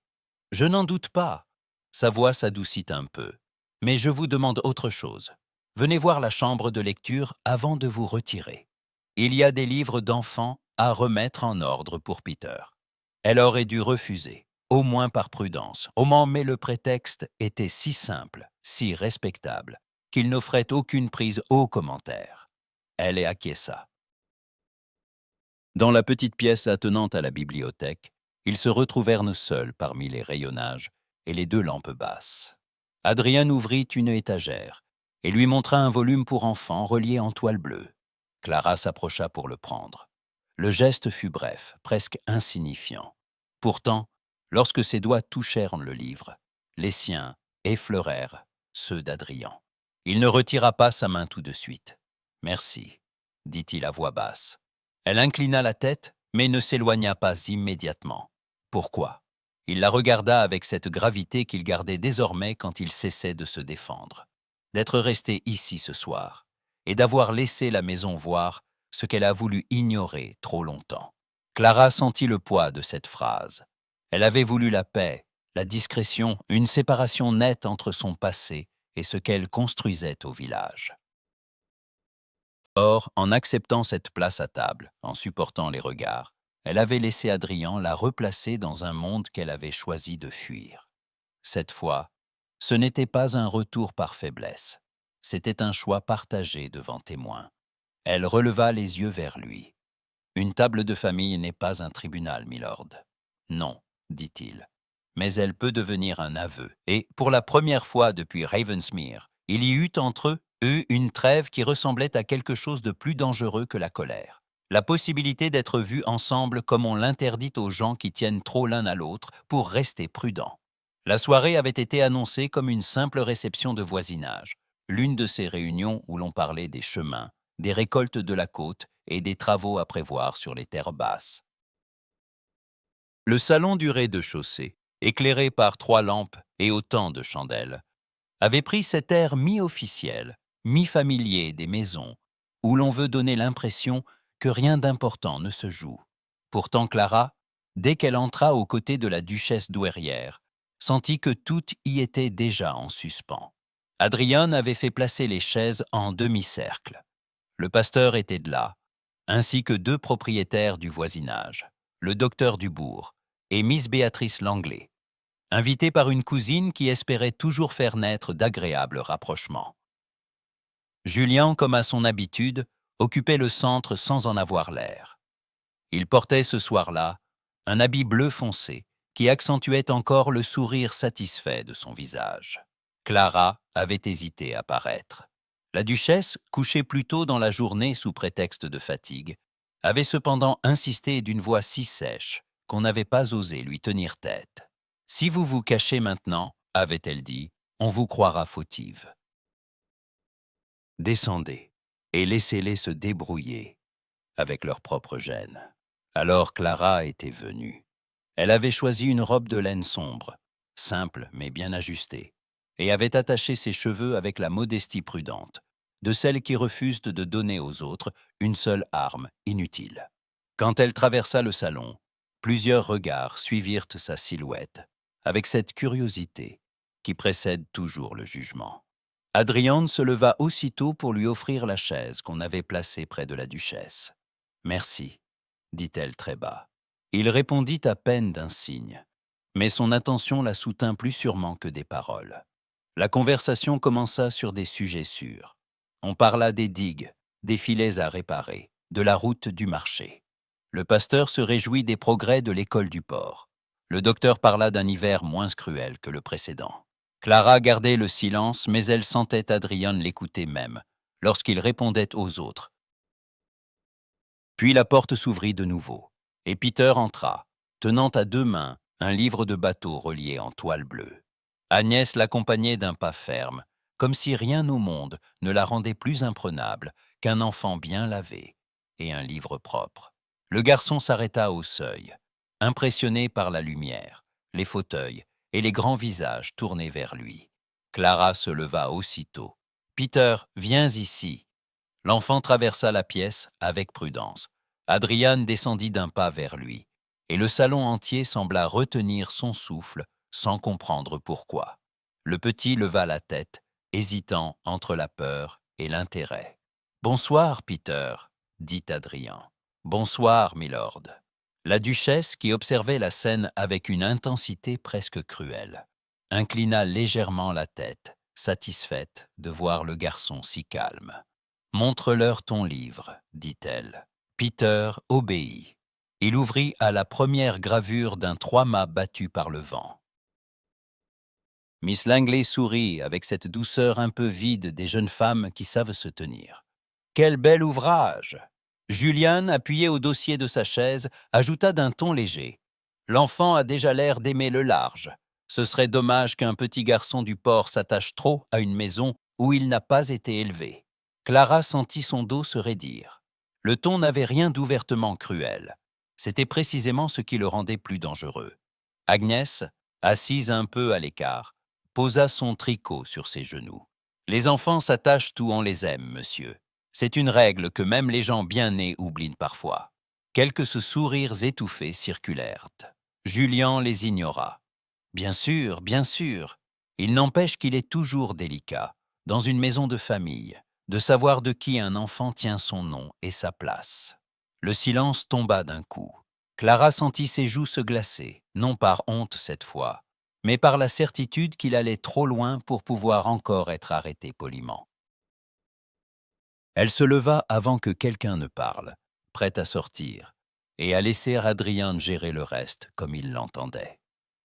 Mais Adrien parla le premier. « Peter est mon fils. » Le salon entier sembla vaciller. Ce ne fut pas une déclaration jetée comme un défi, ni une bravade d'homme acculé. Il l'avait dit simplement, avec une fermeté si tranquille qu'elle en devenait irréfutable. Même les chandelles parurent soudain brûler plus bas. Clara se figea. Julien, lui, eut d'abord un très léger sourire, comme s'il croyait à une plaisanterie de mauvais goût. Puis il comprit qu'il n'y avait aucune plaisanterie. « C'est une parole grave, Adrien, dit-il enfin.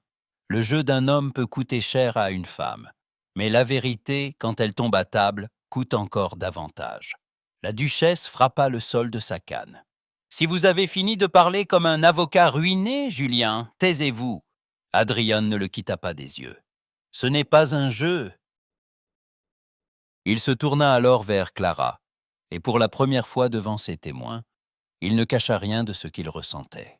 « J'ai envoyé Clara loin de moi avant l'aube, parce que je me croyais capable de protéger son nom en la privant du mien. J'ai eu tort. Elle n'a pas menti. Elle a gardé le silence parce que je ne lui ai pas laissé d'autre refuge.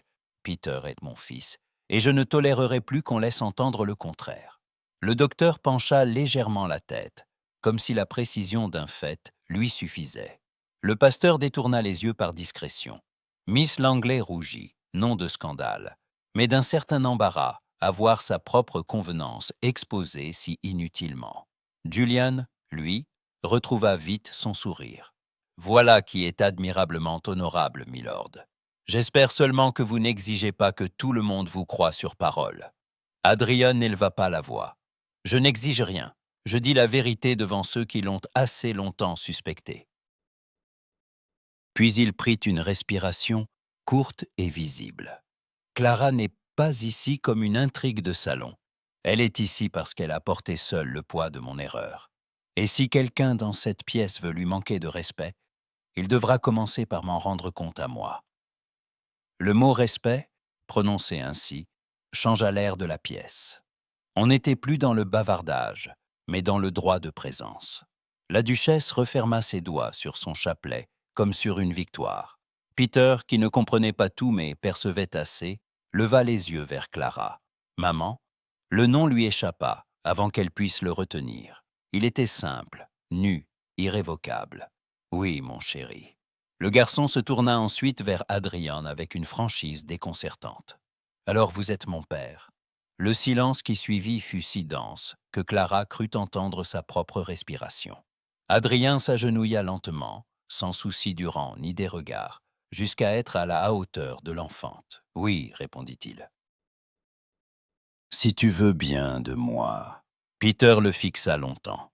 Puis, sans solennité, sans savoir qu'il venait de donner à la scène sa seule grâce véritable, il posa sa petite main sur la manche d'Adrien et dit « J'ai déjà dit que vous reviendriez demain. » Un sourire bref et tremblant passa enfin sur le visage du comte. « Je reviendrai demain.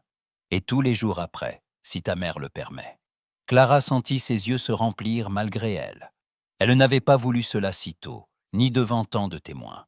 Pourtant rien ne pouvait plus revenir en arrière.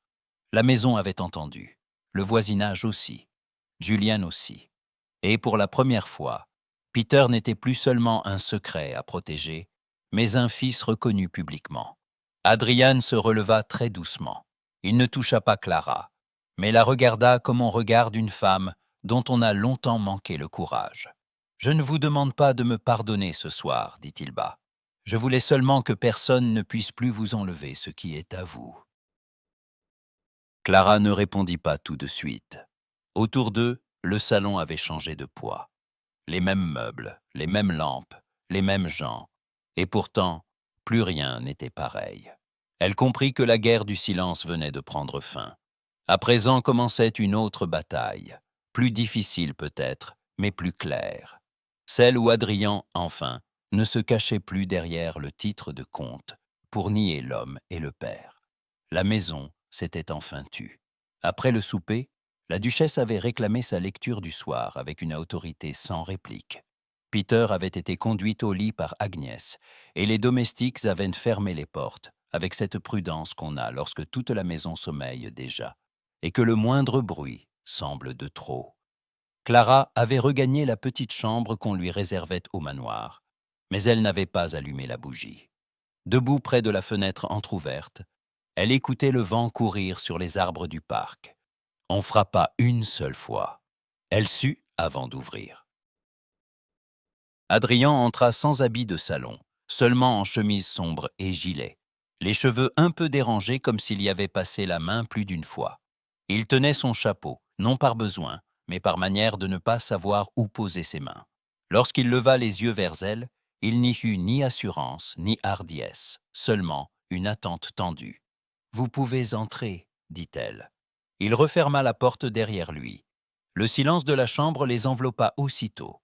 Clara s'assit près de la petite table sans lui offrir de chaise.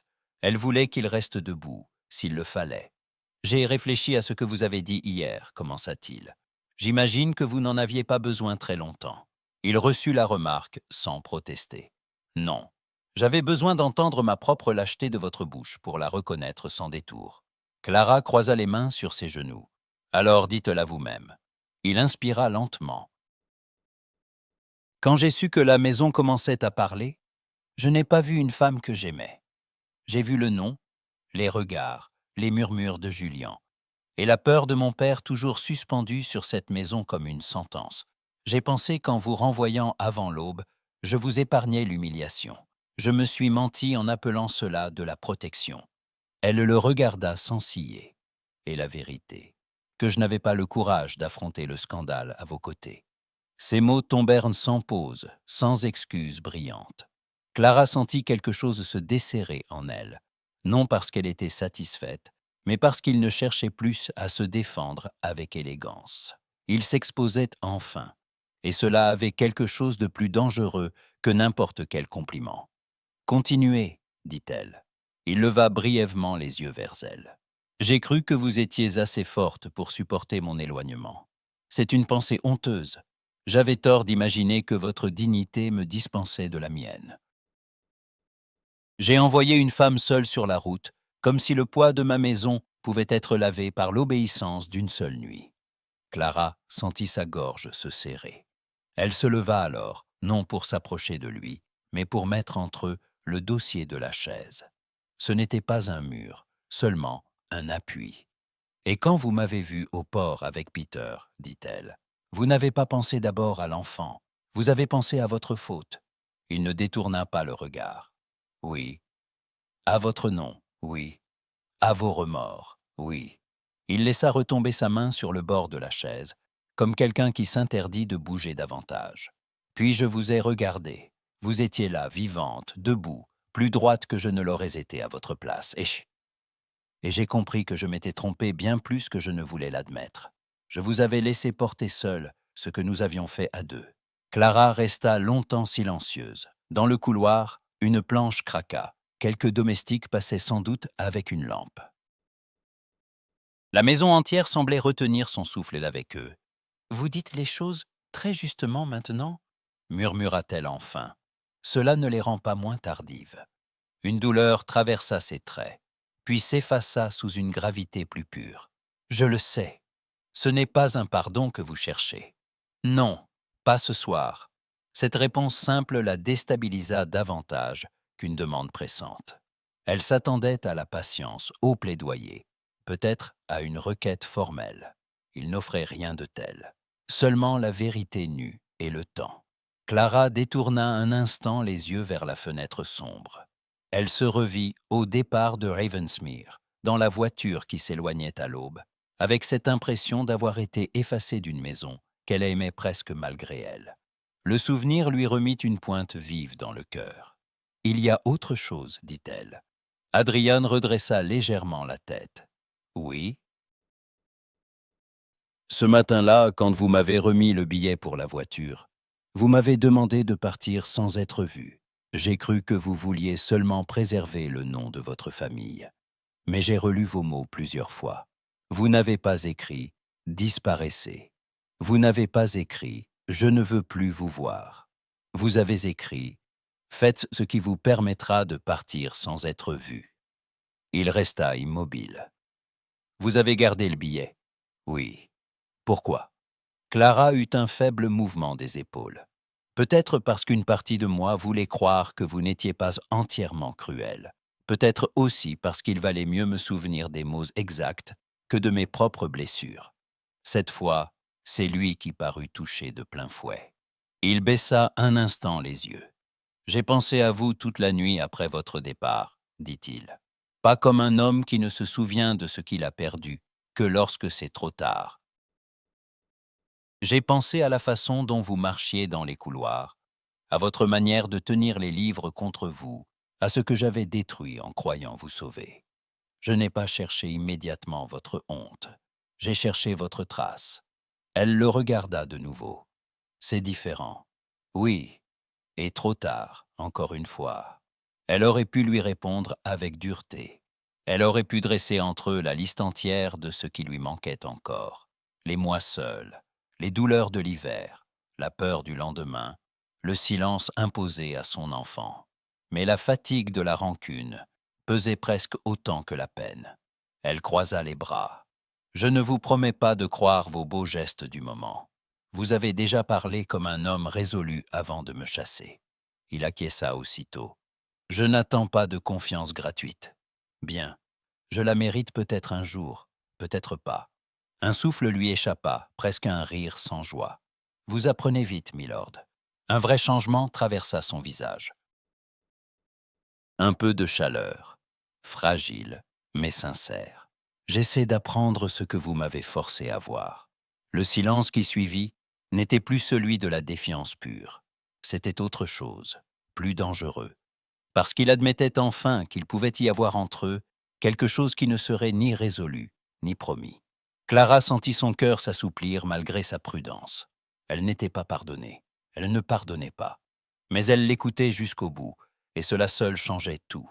Adrian leva alors les yeux vers elle, avec une netteté presque douloureuse. « Dites-moi seulement ceci, Clara. Quand vous me regardez maintenant, voyez-vous encore l'homme qui vous a chassé?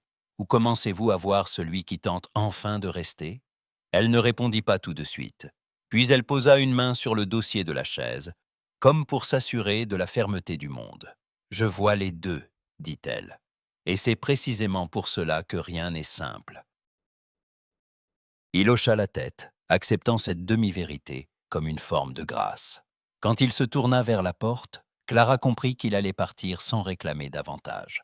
Avant qu'il n'ouvre pourtant, elle ajouta presque à contre-cœur. « Demain, Peter aimerait voir les livres de bateau dont vous lui avez parlé. » Adrian s'immobilisa. « Alors je les apporterai. » Il ne se retourna pas tout de suite, comme s'il craignait que le moindre mouvement brusque n'effarouche cet acquiescement fragile. Puis il ouvrit la porte et sortit dans le corridor sombre, laissant derrière lui une chambre silencieuse, où, pour la première fois depuis longtemps, Clara ne se sentit pas seulement blessée, mais vraiment en train de choisir ce qu'elle pouvait encore lui laisser gagner. La tempête s'abattit sur Ravensmere au moment où l'on fermait les volets du soir. Le vent secouait les vitres avec une impatience presque humaine, et les arbres du parc se courbaient sous des rafales si fortes qu'on aurait cru entendre la maison gémir par ses charpentes.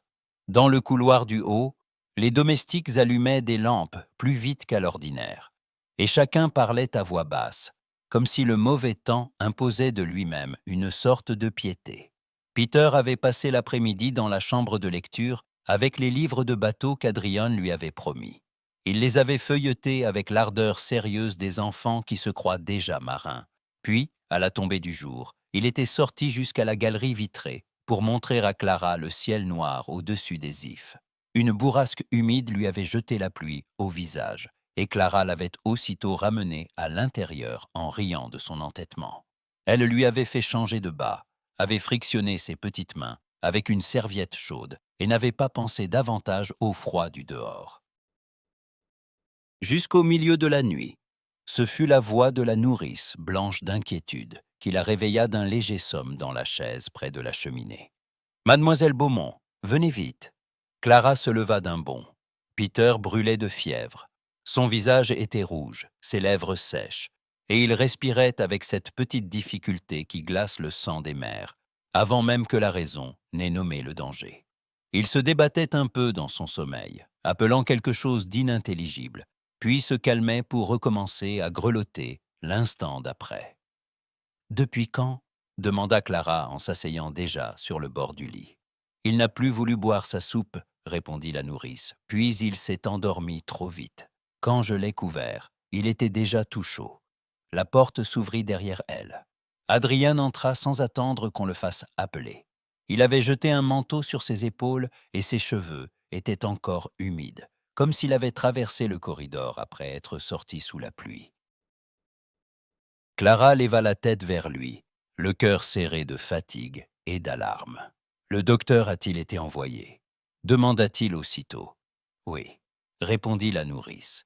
Il s'approcha du lit, vit le front brûlant de l'enfant et pâlit légèrement, non par faiblesse, mais parce que la vue de cette petite douleur le frappait de plein fouet.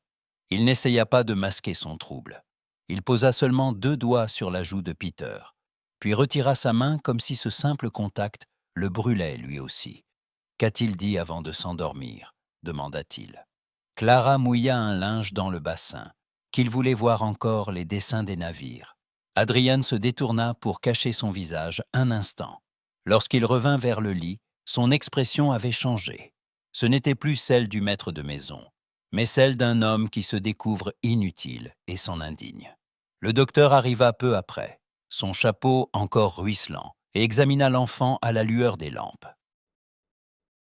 Il parla d'une fièvre de refroidissement, non dangereuse si l'on veillait à la faire tomber, mais assez vive pour réclamer une attention de chaque instant. Pas de chaleur excessive, pas de soupe lourde, des linges frais, de l'air bien fermé. Et si l'enfant se réveillait agité, qu'on lui parle doucement sans le forcer. « Qui restera avec lui ?» demanda le médecin en refermant son étui. La question aurait dû être pure formalité. Elle prit pourtant dans la chambre une importance presque solennelle. Clara répondit avant qu'Adrian n'ait pu parler. « Je resterai. » Le docteur hocha la tête. « Vous et un autre. L'enfant n'a pas besoin d'une seule veille épuisée. » Adrian se tourna vers elle. « Je resterai. » Clara le regarda un instant avec méfiance, comme si elle redoutait un geste trop rapide, une intention trop noble pour durer jusqu'au matin. « Vous n'êtes pas obligé de passer la nuit ici, dit-elle. « Si. » Ce simple mot, sans éclat, l'arrêta plus sûrement qu'une déclaration. La nuit s'étira dans le bruit du vent. La nourrice fut renvoyée à son lit après avoir pris les premières consignes. Agnès, descendue de la chambre de la duchesse en robe de chambre et bonnet de nuit, arriva avec une cruche d'eau fraîche et un plat de pommes cuites. « Il ne faut pas qu'il s'effraie si ses yeux s'ouvrent, » dit-elle en posant le tout près du feu. « Les enfants fiévreux n'aiment pas les visages désespérés. » Je n'ai pas l'intention d'avoir l'air désespéré, répondit Clara. Bien, ce serait trop de monde pour une seule pièce. Adrian, qui tenait déjà un linge humide entre ses mains, releva les yeux vers Agnès avec un respect nouveau, presque amusé. La veuve le lui rendit à peine, mais elle approuva d'un bref mouvement de tête la manière dont il s'agenouillait pour changer lui-même le linge de l'enfant. Ce fut là la première chose qui toucha vraiment Clara.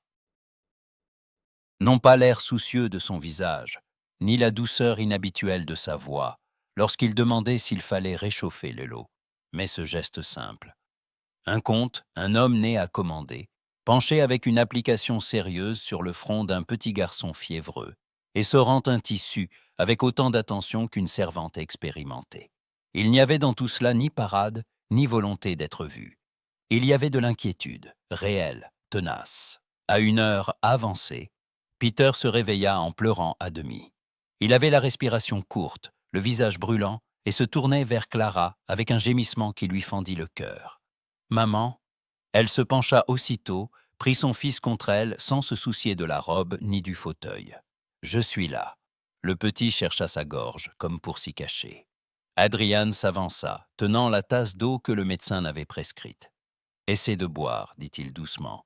Peter ouvrit un œil trouble vers lui, puis, dans sa fièvre, tendit une main hésitante. Clara hésita à peine avant de laisser Adrien soutenir la petite tête pendant qu'elle approchait la cuillère. Le garçon avala une gorgée, fronça le nez, puis s'apaisa. Adrien resta immobile après cela, sa main encore près de l'enfant. Clara leva les yeux vers lui. Dans la lumière basse du feu, il paraissait épuisé, les traits tirés, mais il ne détournait pas le regard. Il ne cherchait pas à paraître héroïque, il veillait. Vers le milieu de la nuit, la fièvre commença enfin à décroître. Peter dormit plus calmement, sa joue appuyée contre le bras de sa mère. Adrian, qui s'était assis au bord du lit pour remplacer Clara sur son siège quelques instants, se retrouva sans y prendre garde avec la petite main de l'enfant dans la sienne. Peter s'était rendormi en l'agrippant. Clara vit cela, et sa gorge se serra d'une émotion qu'elle ne voulut pas nommer tout de suite. L'homme qui lui avait ordonné de partir avant l'aube tenait maintenant son enfant comme s'il n'avait jamais eu plus précieux à garder. Quand la chambre se fut enfin apaisée, quand Agnès eut pris le relais un moment pour permettre à Clara de se laver le visage, elle revint dans la pièce et trouva Adrian toujours là, les yeux fermés, la tête inclinée, la main de Peter contre sa paume. Il s'était assoupi d'épuisement, la cape glissée à terre, sans autre défense que sa propre fatigue. Clara resta un instant à le regarder, puis elle prit la couverture au pied du lit et la posa doucement sur ses épaules, sans le réveiller. Au contact du tissu, il ouvrit les yeux. « Comment va-t-il » murmura-t-il. « Mieux » répondit-elle à voix basse. « Il dormira encore un peu. » Il se redressa avec peine, comme s'il devait se rappeler où il se trouvait. « Vous devriez vous reposer maintenant. » Elle secoua la tête. « Vous aussi. » Leurs regards se croisèrent au-dessus du lit de l'enfant. Cette nuit-là, dans cette chambre où la fièvre avait fait tomber les dernières distances, Clara comprit qu'Adrien ne faisait plus semblant. Il n'était pas venu par devoir seulement. Il était resté parce qu'il ne supportait pas l'idée de laisser Peter, ou elle, seul dans la peur. Après un long silence, elle dit enfin « Vous pouvez rester avec lui jusqu'au matin. » Adrien la regarda comme si cette permission avait plus de valeur qu'un pardon. « Merci. » Et cette fois, Clara ne protesta pas quand il reprit sa place près du lit, la main prête à couvrir celle de son fils, au moindre mouvement. Le matin n'était encore pâle lorsque la maison fut tirée d'un coup de sa torpeur par le pas rapide d'un domestique dans le couloir. Clara, qui venait à peine de quitter la chambre de Peter, après que la fièvre se fût enfin brisée, leva la tête en entendant frapper à la porte de la bibliothèque. Adrian, debout près de la fenêtre, avec le visage encore marqué par la veille, alla ouvrir lui-même. Julien entra sans attendre qu'on l'invite, un pli de triomphe retenu dans les lèvres. Il portait un habit impeccable, trop impeccable pour quelqu'un qui venait, visiblement, d'apporter des nouvelles destinées à faire du mal. « Il faut que nous parlions, » dit-il. La duchesse douairière, qu'on avait installée dans un fauteuil bas pour lui éviter l'escalier, referma le livre qu'on lui lisait à moitié et leva les yeux avec une lenteur dangereuse. « Si c'est pour bavarder comme un joueur qui a perdu, faites-le dehors. » Julien inclina la tête à peine. « Ce serait plus simple dehors, en effet, milady. Mais je crains que ce ne soit le nom de votre maison qui soit concerné. » Clara sentit aussitôt le sang lui quitter le visage. Adrien, lui, se raidit d'un seul mouvement. « Parlez clairement, » dit-il. Julien fit semblant d'hésiter, ce qui, venant de lui, était souvent plus méprisant qu'une attaque ouverte. Une lettre a circulé, rien d'officiel, bien sûr. Seulement assez pour mettre des gens à l'écoute. Si un homme de votre rang reconnaît publiquement un enfant né hors mariage après avoir renvoyé sa mère au milieu de la nuit, certains à Londres s'en souviendront. Certains s'en serviront. La pièce se tendit davantage. La duchesse posa son doigt sur l'accoudoir de son fauteuil. « Et vous avez lu cette lettre où ?» demanda-t-elle. Julien eut un sourire de loup. Chez un ami bien informé. Il pense, comme beaucoup, qu'une femme telle que Miss Beaumont devrait repartir discrètement avant que le village ne répande à son tour ce qu'il sait déjà. Clara sentit une froideur nette lui traverser les doigts. Elle ne regarda pas Julien. Elle regarda Adrien. Pour la première fois, il ne semblait ni irrité ni acculé. Il avait l'air, au contraire, d'un homme qui choisit enfin de se tenir debout avant qu'on le pousse. « Vous êtes donc venu me menacer avec des ragots, » dit-il. « Je suis venu vous rappeler qu'une seule erreur de plus fera du tort à tout le monde, » répondit Julien. « À votre nom, à votre succession, à cet enfant que vous vous entêtez à appeler votre fils, et à Miss Beaumont surtout. » La voix resta douce, c'était ce qui la rendait plus odieuse encore. La duchesse renifla. Quel admirable souci des femmes, de la part d'un homme qui ne sait pas s'en tenir à la vérité quand elle devient désagréable. Julien la laissa passer. « Je vous propose une solution raisonnable. Clara Beaumont peut quitter la maison avec une petite rente. Le village n'aura pas besoin d'entendre davantage. Peter pourra être vu comme un protégé, non comme un scandale. Et vous, Adrien, pourrez envisager une union convenable sans ce fardeau. » Clara sentit alors une brûlure si vive qu'elle se redressa avant même d'avoir décidé de parler. « Je ne suis pas un fardeau qu'on déplace pour arranger votre convenance, monsieur. » Julien tourna vers elle un regard mesuré, presque poli. « Je n'ai rien dit d'offensant. J'offre seulement un moyen d'éviter que votre nom ne soit encore plus malmené qu'il ne l'a déjà été. » « Mon nom n'est pas le vôtre à manipuler, » dit-elle. Adrien s'avança d'un pas. « Et le mien non plus. » Julien haussa légèrement les sourcils. « Alors vous choisirez donc le désordre. » Adrien le fixa, puis répondit d'une voix si claire que Clara en sentit presque la netteté dans la poitrine. « Je choisis Clara. » Le silence qui suivit fut immense. Même la duchesse sembla suspendre son souffle. Julien, qui n'avait pas prévu cette simplicité, perdit un instant sa contenance. « Vous ne pouvez pas parler de la sorte si vous n'avez pas l'intention d'agir, Adrien. »« J'ai l'intention d'agir. »« En la mariant ?»« Oui. » Le mot tomba dans la pièce avec un poids que nul n'ignorait. Clara se figea. Julien eut un petit rire sans joie. « Voilà qui vous ruinera peut-être plus sûrement que tout le reste. » Adrien ne recula pas.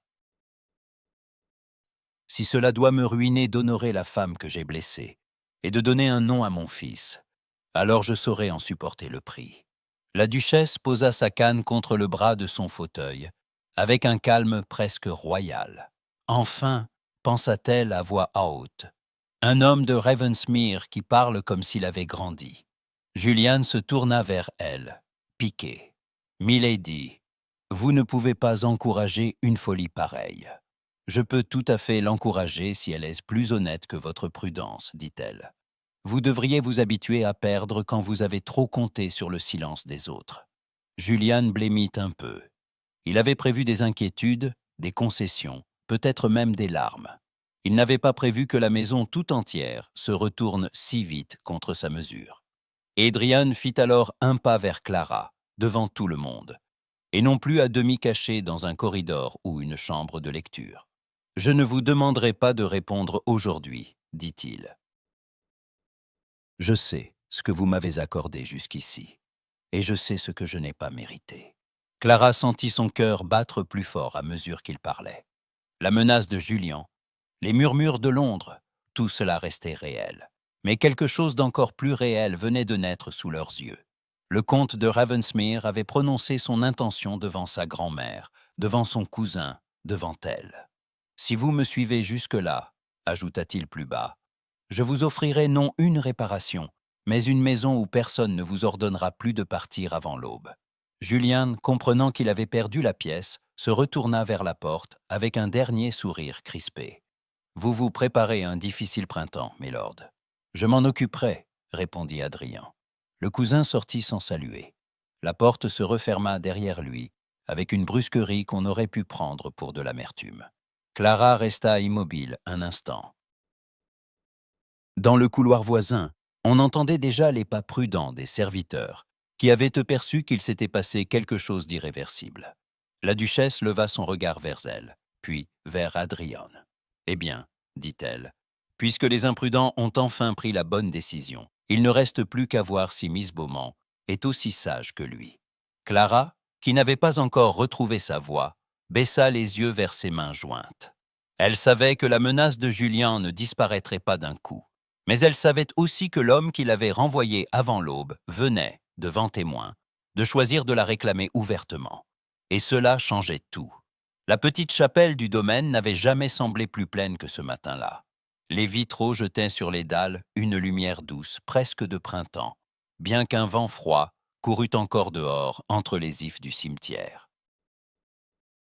La duchesse douairière avait exigé qu'on avance la cérémonie avant que la fatigue ne la terrasse tout à fait, et le curé, qui avait déjà béni 3 générations de Wycliffe, avait accepté avec une émotion discrète que sa voix trahissait à peine.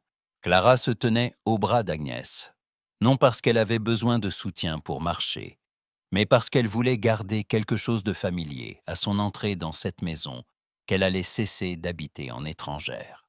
Peter, dans un petit habit sombre, portait un bouquet de primevères presque plus grand que lui. Il n'avait pas compris le poids exact de la matinée, mais il savait assez que chacun le regardait, avec une bienveillance nouvelle. Cela le rendait très sérieux. Adrian se tenait près de l'autel en habit noir, les cheveux soigneusement peignés, le visage plus calme que Clara ne l'avait jamais vu.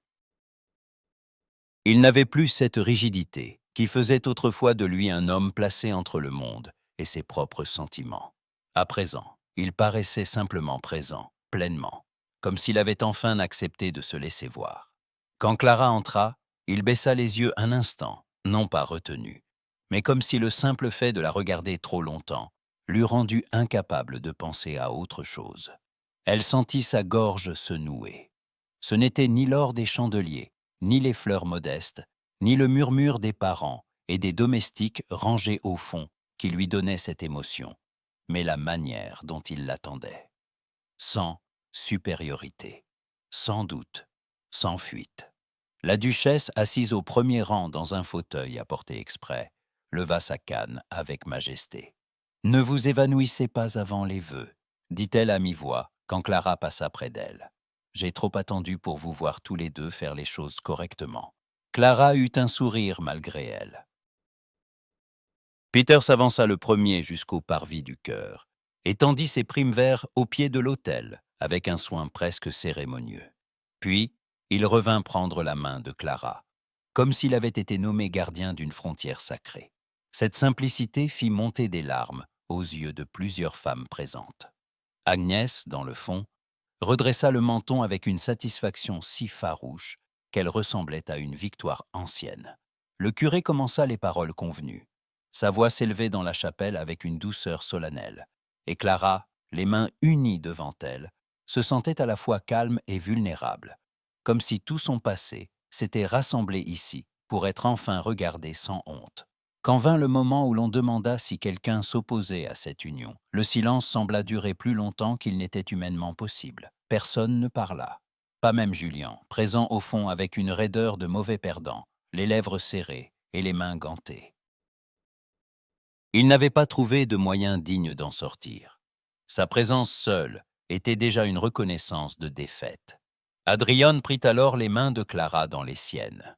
Ce contact, au lieu de la troubler, lui donna une paix inattendue. Ses doigts étaient chauds, fermes, sans empressement. « Clara Beaumont, dit-il, assez haut pour que chacun entende, je vous ai renvoyé avant l'aube quand j'aurais dû vous retenir par la vérité, et non par la peur. Je vous demande aujourd'hui non de corriger mon erreur, mais de me permettre de vivre assez honnêtement pour la mériter encore. » Un frisson parcourut l'assemblée. Le pasteur baissa les yeux sur son registre, comme s'il lui fallait, lui aussi, reprendre contenance. Clara sentit la pression de ses mains et le regard de tous. Mais pour une fois, ce poids n'était pas insupportable. Il s'accompagnait d'une clarté nouvelle. Elle voyait l'homme qu'il était devenu au prix de la honte, et cela rendait sa propre décision plus simple qu'elle ne l'aurait cru. « Vous m'avez déjà demandé de partir une fois, » dit-elle doucement, avec cette précision qui fit sourire la duchesse derrière son mouchoir. « Si j'accepte, milord, ce ne sera pas pour revenir sous vos ordres, mais pour entrer dans une maison où l'on me gardera par respect. » Adrien ne détourna pas les yeux. « C'est tout ce que je souhaite. » Elle lui rendit alors la pression de ses mains avec lenteur. Alors, oui, le mot ne fut pas murmuré. Il fut offert, clair, entier. Peter leva aussitôt la tête, comme s'il comprenait surtout cette réponse-là. Le curé toussa, la cérémonie reprit, et bientôt les anneaux furent échangés. Quand Adrien glissa la bague au doigt de Clara, il le fit avec une telle attention que la bague elle-même sembla devenir un engagement vivant plutôt qu'un ornement. La duchesse essuya rapidement le coin de ses yeux, fâchée qu'on puisse la voir émue. À la sortie, le vent saisit les rubans des fleurs et les jupes des dames. Mais dehors, le ciel avait cette netteté d'air lavé qui suit les tempêtes. Les domestiques, alignés près du perron, regardaient la mariée avec un respect désormais sans ambiguïté. Les villageois massés un peu plus loin, attirés par la cérémonie, inclinaient la tête avec cette curiosité devenue approbation. Julien demeura à l'écart, les traits fermés. Lorsqu'Adrian passa près de lui, il eut un léger mouvement de la mâchoire, mais ne dit rien. Rien n'était plus à dire. Le risque, à présent, n'était plus celui du scandale caché, mais celui d'un couple qui se montrait au grand jour et choisissait malgré tout de défier les commentaires.